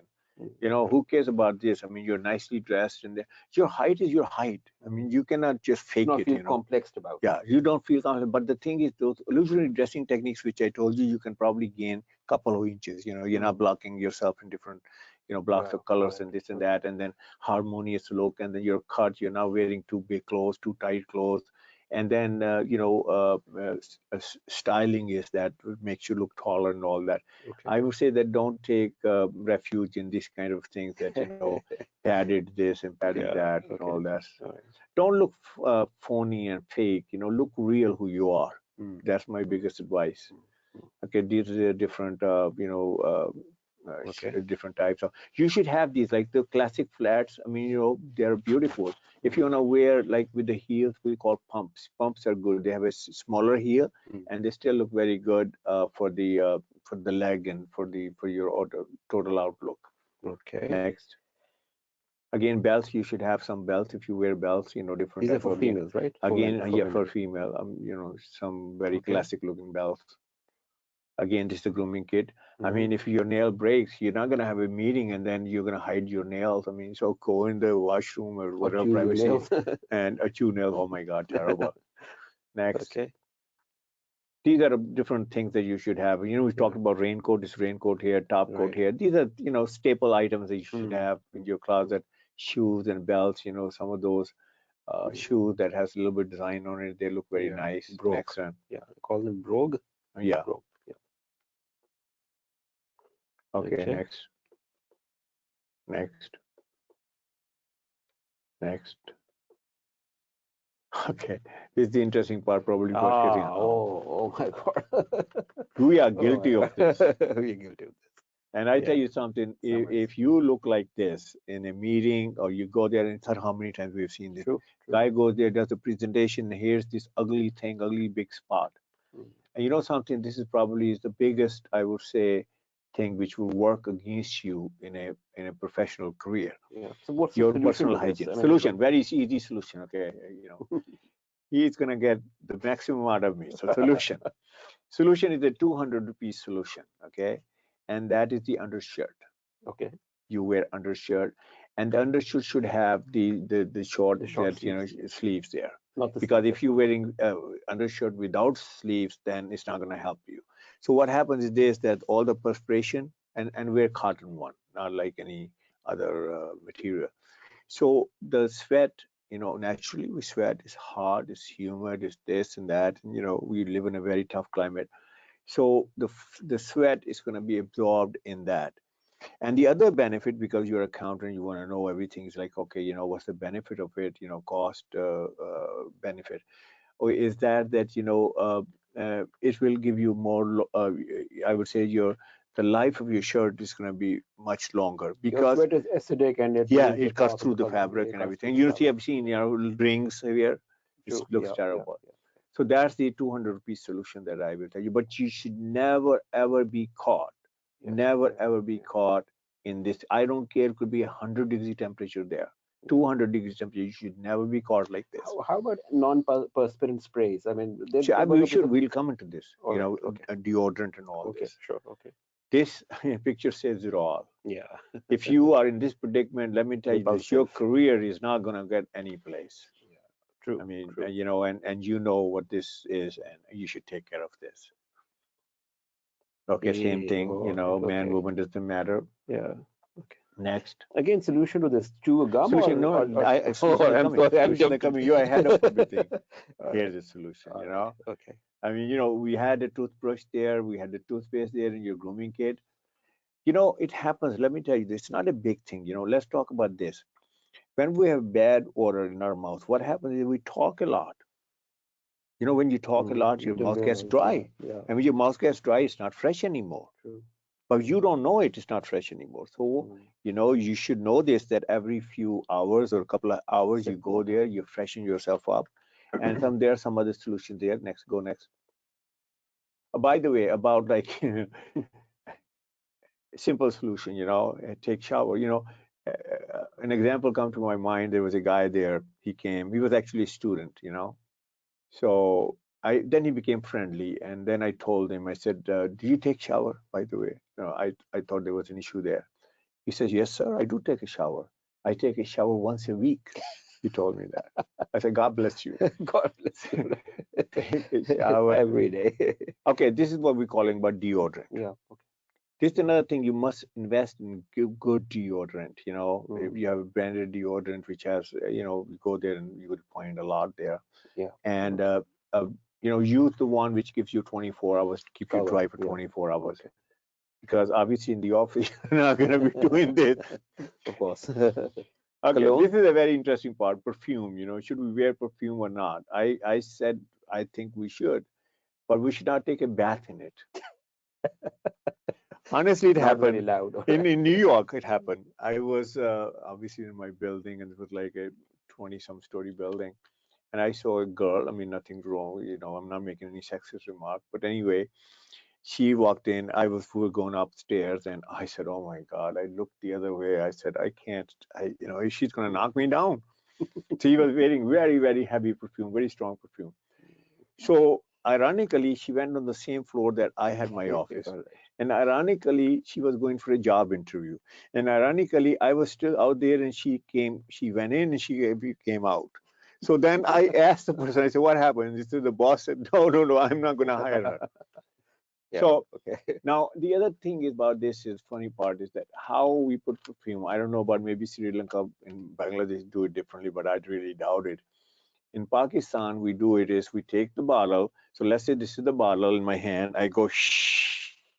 I put it all my clothes. I mean, 70, 80% do that. So that's the wrong way. You're not going to put perfume on your clothes. You're not going to put perfume on your, whatever, your fabric and everything. The best way is you take the perfume bottle and you go, here's your wrist. Okay. You open it up and then you put a couple of splashes here and then you go under here and then you go under here. That's all you need.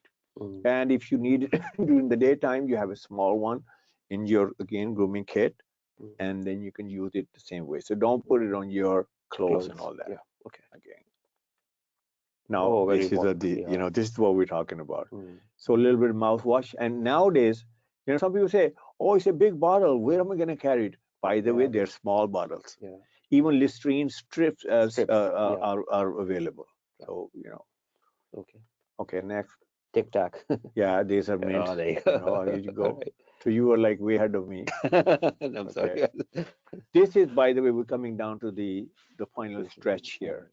And what I'm going to say is now you are an accountant, you are pursuing that profession, or you're already there. So you understand what investment is, you understand what expense is. Okay. So I have broken down to that way that it's clothing an expense or an investment. If you think it's an expense, then guess what? You're going to spend the least on it, right? Is that our orientation? Hey, expense, cut it down. And then in that case, if I am talking about clothing, which we are talking about clothing here, dressing about. So what am I going to do? How to cut the expense? Probably I'm going to get something on sale. Okay. So sale, I'm going to make a lot of compromises there, because obviously the guy who's selling that, and you guys know it better than anybody, the guy who puts everything on sale and he says 50% off, 60% off, 70% off, 80%, I've seen 90% off. Why is he doing that? Is he my brother? Is he my, no, he's doing this because he couldn't get rid of it. So that's why he's selling it. Cheap stuff. Wrong color, cheap stuff, defective stuff, this and that. So we compromise. Exactly. So odd sizes, I mean, then I see people making compromises. Oh, I'm actually 15 and a half, but I'll take a 17 collar. I'm not going to wear a tie. Now imagine, sir, if you're not wearing a tie and you're wearing a 17 collar, you are 15 and a half now. You know what? The collar is like, horrible show. It's like hanging there. You're going to say, what the hell? So I would say, consider it as an investment. And when we consider it as an investment, guess what we're going to do? We're going to do all check. We're going to say, if those 5 pillars or 5 P's, I'm going to say, okay, is the color right on me? Then I'm going to say, does it fit me good? And then I'm going to say, does it suit my personality? Then I'm going to say, okay, do I look the position that I am in? I'm a CFO, I'm a, manager, accounting, this and that, whatever that your title is, controller. Do I look? And then I'm going to say, no, it doesn't suit me, my position. And then it's profession. Do I look like an accountant? So these are 5 things, the 5 pillars that we went through, 5 pieces of dressing. And that's the investment. By the way, talking about investment, if you want to buy a piece of land, for a house, guess how many questions do you ask? Exactly. I mean, you have tons of questions. For education also, ACCA, we are proud. We are saying this, hey, look, this is the best investment. People do say, check out other colleges, check out other programs. We say, no, we're the best. So they are making that decision, and smart ones are making the decision. They're coming to us. So what I'm saying is that you go through that process when you talk about education. So what about dressing? So it's also investment as you. This is the paradigm shift. Next, I think, towards the end. Now, this was the capsule wardrobe. Capsule wardrobe idea is this, that if you buy your clothing, all the clothing with those 5 pieces that I explained to you, then you will have the right colors, then you will have the right fit, then you will have the right position-wise, right clothing, personality-wise, you have the right clothing, and then profession-wise, you have the right clothing. Clothing means also all the accessories too. You'll have the right belts, you will have the right shoes, you will have the right ties, and for women, you will have the right scarf, you will have the right dupatta. So guess what happens? Now your wardrobe is, let's say, streamlined like this. There's not a single item there that does not belong there. Then guess what? You take any item with any item, it will go. And that's called the capsule wardrobe. In other words, is that everything goes with everything, it's mix and match, and you take anything, you will be perfectly dressed. And that's, by the way, the cheapest way of putting a wardrobe together, because we understand permutation combination, right? If my white shirt can go with also with my with my blue blazer, if my white shirt go with my 4 different pair of pants, like we didn't talk about pair of pants, you should have black in your closet, you should have charcoal in your closet, You should have a gray in closet, like you're wearing mid gray, and could be even light gray if you're tall. And then you can have a navy in your closet, and then the khaki one. These are only 5 or 6 pants you need. So white shirt goes with all those pants. So you start putting this together, you see that you have tons of outfits, and then you take one blazer which goes with everything. Guess what? You keep on adding these outfits. So you don't have to spend a lot of money to look good. So the idea is, again, the last is this: buy less, buy right, buy quality. Wow, that's the formula. Excellent. I think that's So perfect closing for our session. So I know it's long, but if there are people out there who want to ask the question, yeah. I have all the strengths. All right, thank you very much. And here we are. All right, let's begin from the last. Ariful Islam saying, please say something about watch, for example, smart watches, etc. Ariful Islam is our friend from Bangladesh, by the way. Okay, watch. I will first say, don't wear a watch. Okay. Reason why? Let me give you a logic. Okay, is that, let's say when you're wearing a watch. Watch is a very visible item. Very visible item. It's right here. I'm talking to somebody. I cannot miss a watch. The first issue with the watch is this: how expensive the watch is. So a person is saying, I am very successful, my company is big, I'm like way up there, of status and stature, and you're wearing a watch which is like probably cost maybe 200 rupees in a flea market. I mean, you are diminishing your personality. On the other hand, let's say if you wear a very expensive watch, and let's say you say, okay, I'm wearing a Rolex. So we say, okay, Rolex, maybe it's not a Rolex, it's just a a copy of that, right? But even if you're wearing real Rolex, the person might say, what are you financially trying to dominate the meeting? So I would say, time is every place. Time is in your laptop. Time is the phone. Time, if that's what you're wearing. So I would stay away from it. For fitness watches, for example, the asking was. Yeah, I know he's wearing. Okay. To me, it's a watch. All right. To me, it's a watch. So I would say, Mr. What's his name?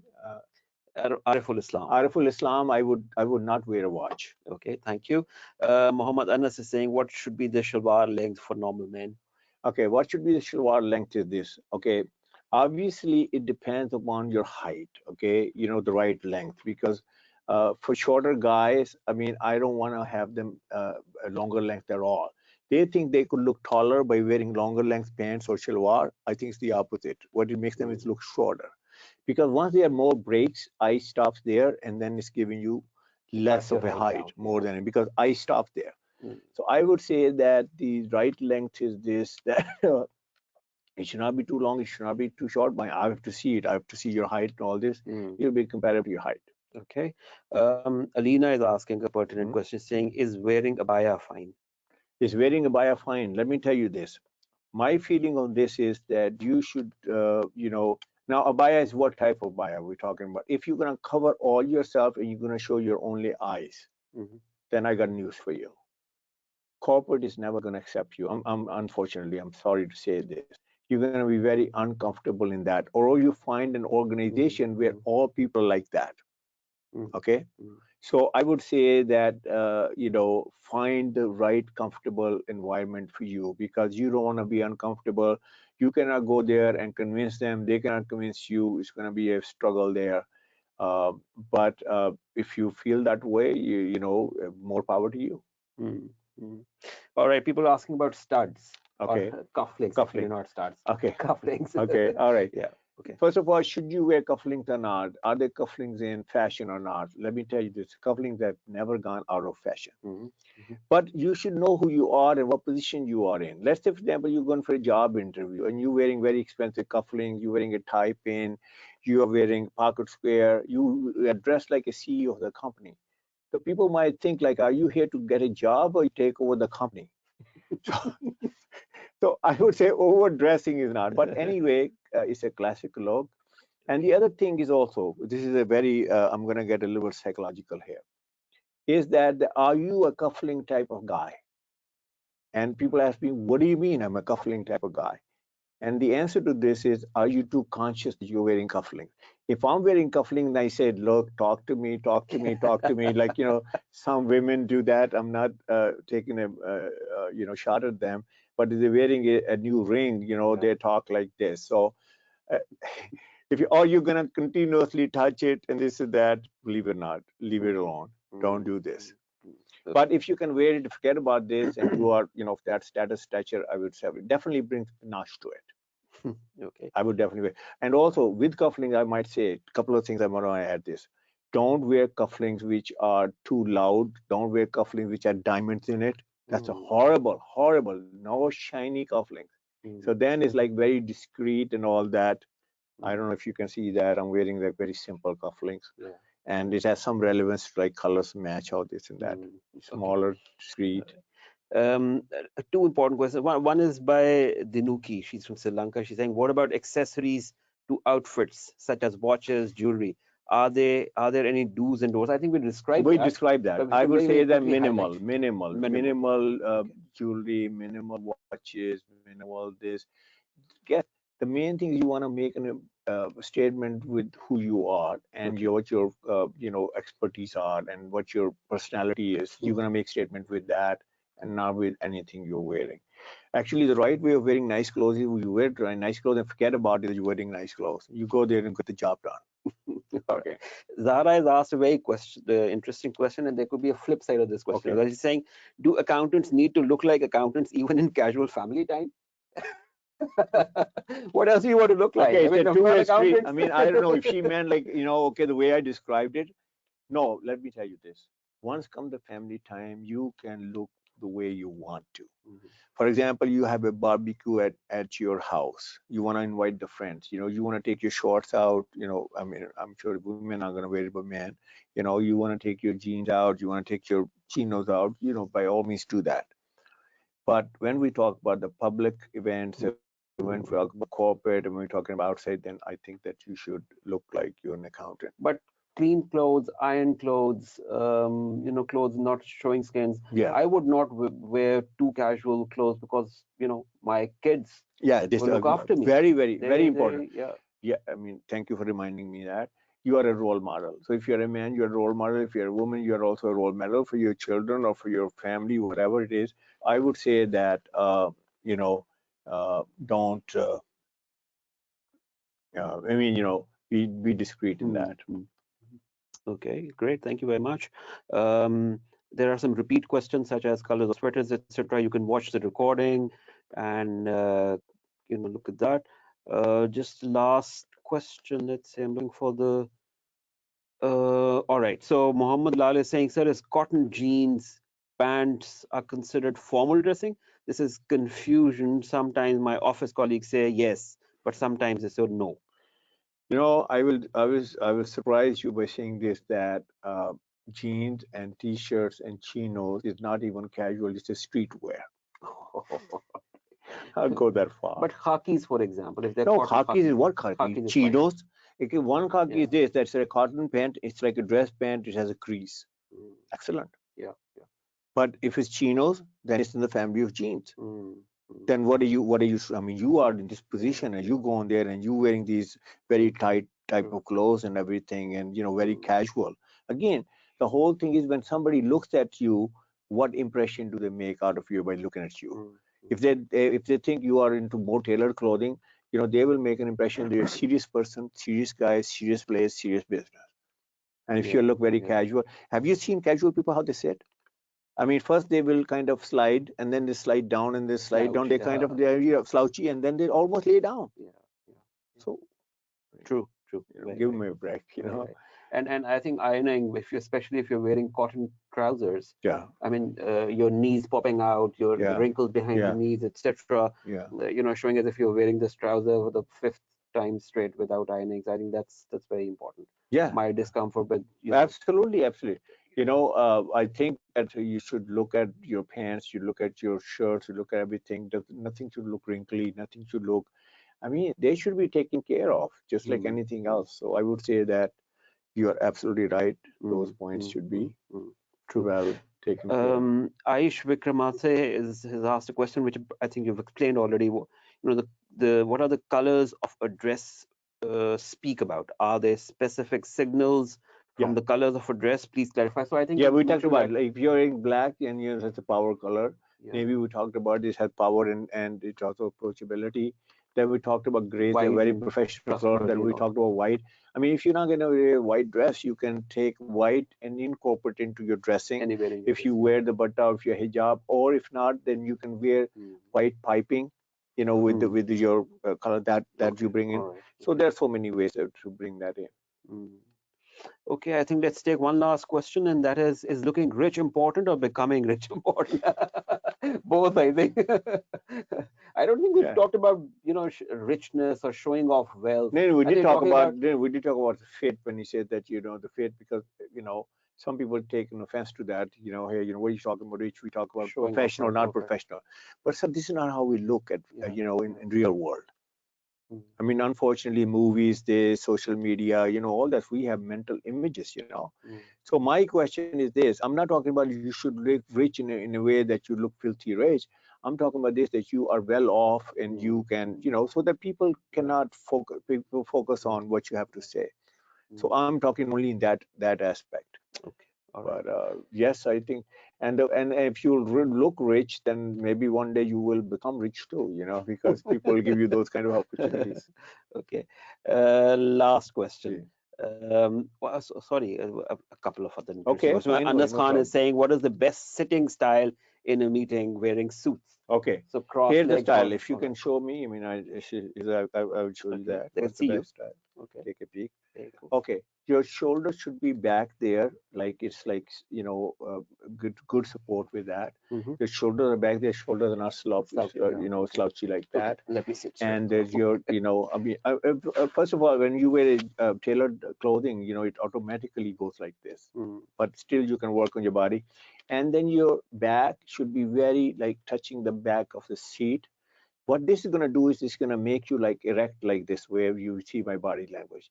And then all you have to do is just stay that way, and then you can move your hand. They can do this, and that's the look.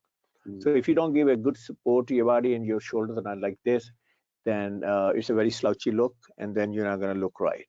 Mm. Mm. Uh, I always say this that if you dress well, your body posture is going to automatically follow you. Okay. Women, Mhm. any different, to this or? I would say same thing. If a woman looks slouchy, I think she gives the same message of weakness. Mm. Mm. So I'm You not know. saying that I didn't use the chest. I didn't say like Yeah. you pump up your chest. Your Mm. chest is still the same place. It's Mm. just the shoulder. The shoulders are very important, where the Right. shoulders are. Similarly, when you stand, if you work out and if you have ever taken a fitness class or, if you have been in the army, they tell you like you suck in over here. So Mm. suck in.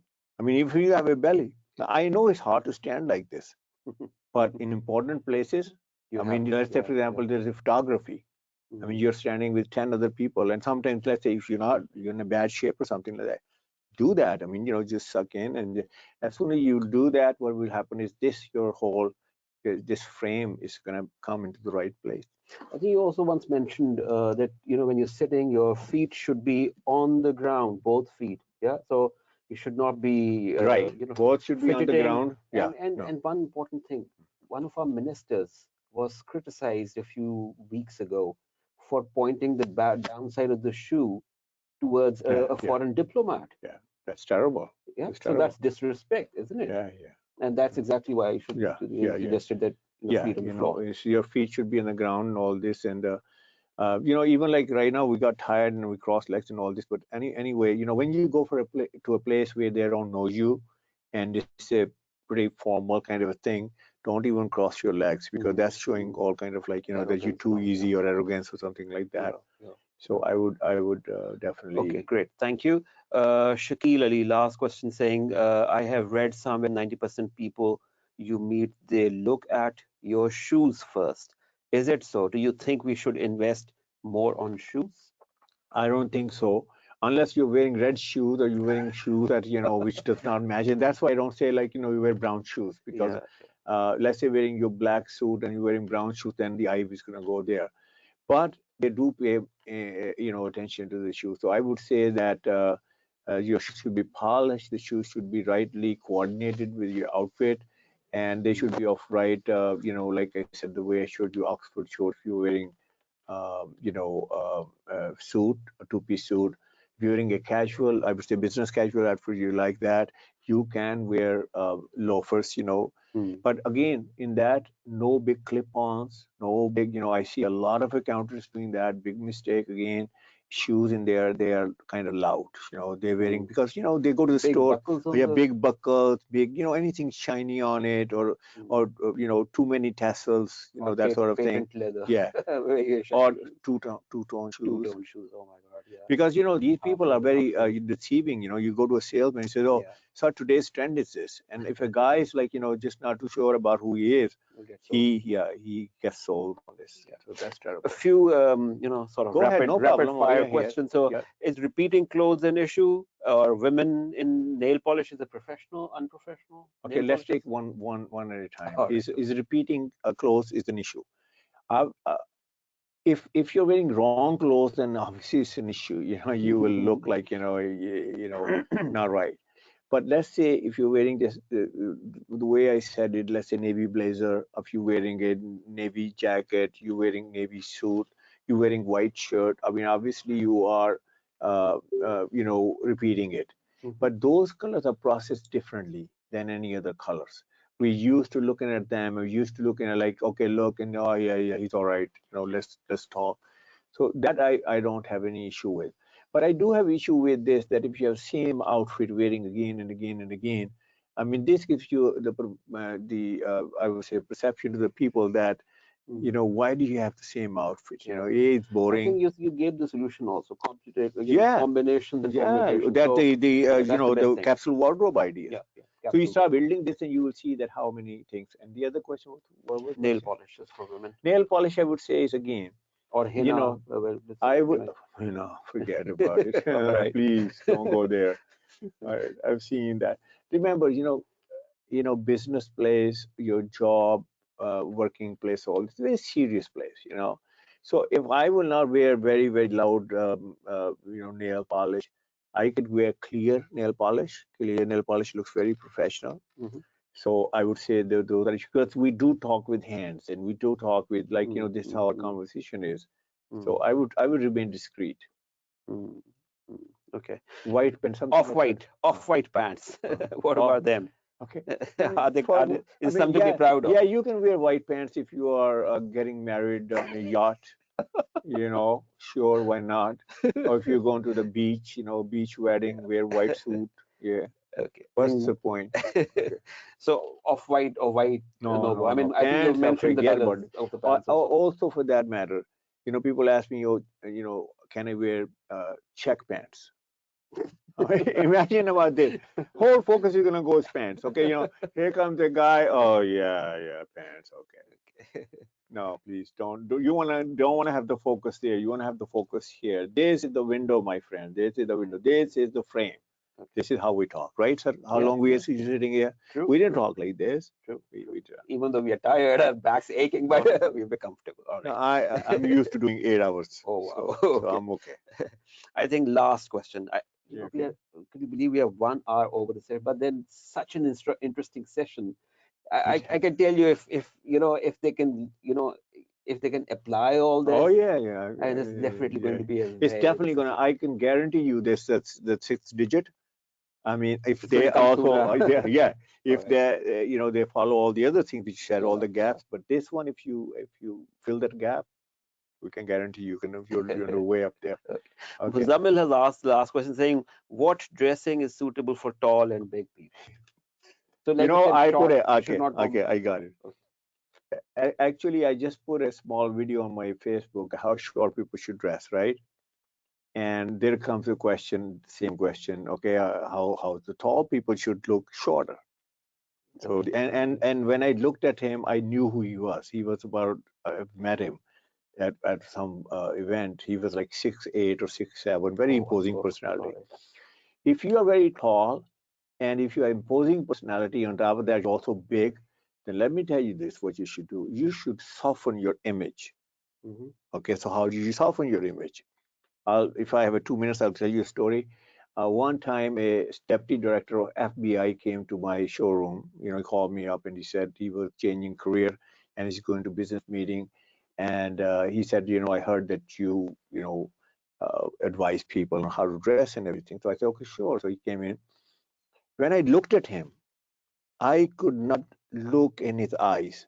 His eyes were so big. His face was so big. His forehead was so big. His face was so big. It's very intimidating look. So he wanted me to tell him that how the power look is going to work. Okay. So I said to him, I said, sir, I said, with you, I said, you have to soften yourself. He softened me. I said, yes. So he said, how do you soften? So then I said, you're going to have to come in blazers, different soften colors, this and that. So when you're tall, very tall, so guess what happens? It's the opposite of short. So we said the short, you're not gonna divide yourself into colors and everything. So if I am tall, if I'm like, that tall and big, I can divide myself into two colors. So So combination. So that's Okay. that's the way to break the. All right. And then there are colors. You're not gonna look too intimidating. You're not gonna go very very dark colors. So maybe you could go to a little bit softer colors and all this. So those are the ways how you can look a little shorter than who you are Excellent. and Excellent. less intimidating. And when I answered him this question, he says, awesome. Right answer. All right. Okay. Okay. I think it done an excellent session. Really, really refreshing. Really found it interesting. Um, what's the offer for our members in Oh, I Karachi see. and in Okay, okay. Lahore? All right. Okay. I'm your Okay. first time, by the way. So Okay, the offer for you guys is this, first of all, before the offer, I say this, that, we talked at great length about dressing. We talked about 5 Ps. We talked about this. Now, what are your options? So one option is you could say, hey, this guy's talking about personalized clothing, customized clothing. So let me go to a designer. okay. Or as we all know that a designer is going to cost you arm and a leg. And then also their focus is not on professionals. Their focus is more on like, making some sort of unique this and that, change the buttonholes, change this, Musimo change that. Dutti. Yeah, exactly. You're gonna go into corporate. People are gonna say, "What? You have two heads?" So, and then it's gonna say, "Okay, 25,000 for consultation or 50,000 for consultation." So obviously, you're not gonna throw away your money like that. So second option is you say, "Okay, let me go to a tailor. I take my cloth, I take my this, I go to him, and I try to explain to what Hamid said. Okay, try that. Try that. Let me tell you Good this. luck. Good luck. I mean, they're nice people, but they don't have any aesthetic sense. That's the Mm, problem. mm, So they mm, can guide mm, you how much length, how much they. And then the third is the brand. You can go to the brand. We talked about that. The brand is going to be talking about only the mm. what's hanging there. But then there is people like me, image consultants. You can go to, if you travel overseas, there are lots of them over there. And in Pakistan, I'm the only one. So if you come to me, Mm. and we can do all this assessment, and get you the right clothes. For you ACCA members, if you say that you're a member, and we'll find out a way how to, because we're Yeah, going to yeah, put it on the program of course. on website also. We'll give 20% off on all across. Wow. Oh, all right. Okay, excellent. So here's the offer. 20% off for people in Pakistan, in Karachi, in Lahore.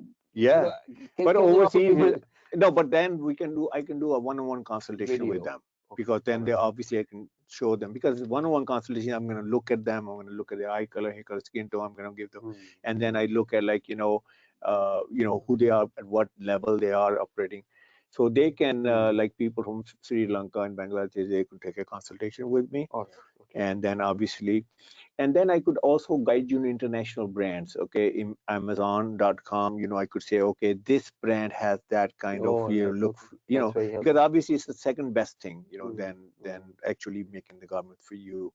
mm, So mm. we can do that. All right. And that's still the time that you don't have operations in Sri Lanka and Bangladesh, which you are Right, right. very soon going to Invite have, me, maybe. invite me, invite Invite me. me. Yeah. All right. Okay. Thank you very much. Thank Excellent. you. And so grateful for the offer that you made. Um, the session was such an interesting one that most people sat through. And I think the recording is going to be available. Enjoy yourself with the recording. Watch it a couple more times. I mean, most of the questions that you're asking have been addressed, and you should be able to listen to the recording and benefit from it. So thank you so very Well, I much. want to say one thing, that I want to compliment you, because you kept everything, me on the toes and everything and all bit. This was such an interesting session that normally I usually talk, but you have always been a pleasure. The last time we had blast and we had fun. Yeah, yeah. And so thank you very much for Thank you very much for taking that time, okay. and thank you very much But for just do one connecting with thing, our. do me a favor, don't replace me. One day Chance Hub is coming and says, okay, we don't need Hamid Seed Oh anymore. no, No, come no, on. I'm just kidding. I'm Okay, just kidding. I'm right. just kidding. So Hamid Saab, our official wardrobe partner, Yeah. yeah, and grooming partner, Because, I think, and that's how it's going to be, right. because this advice does not come cheap. I mean, we're not No, going to get a no, designer exactly. next time and Exactly. pay him, Right. So I think it's a very valuable advice, very useful advice. Thank you very Thank you much. very much for your time, and enjoy the rest of the evening. Thank you very much, and take care of yourselves. Thank Goodbye. you.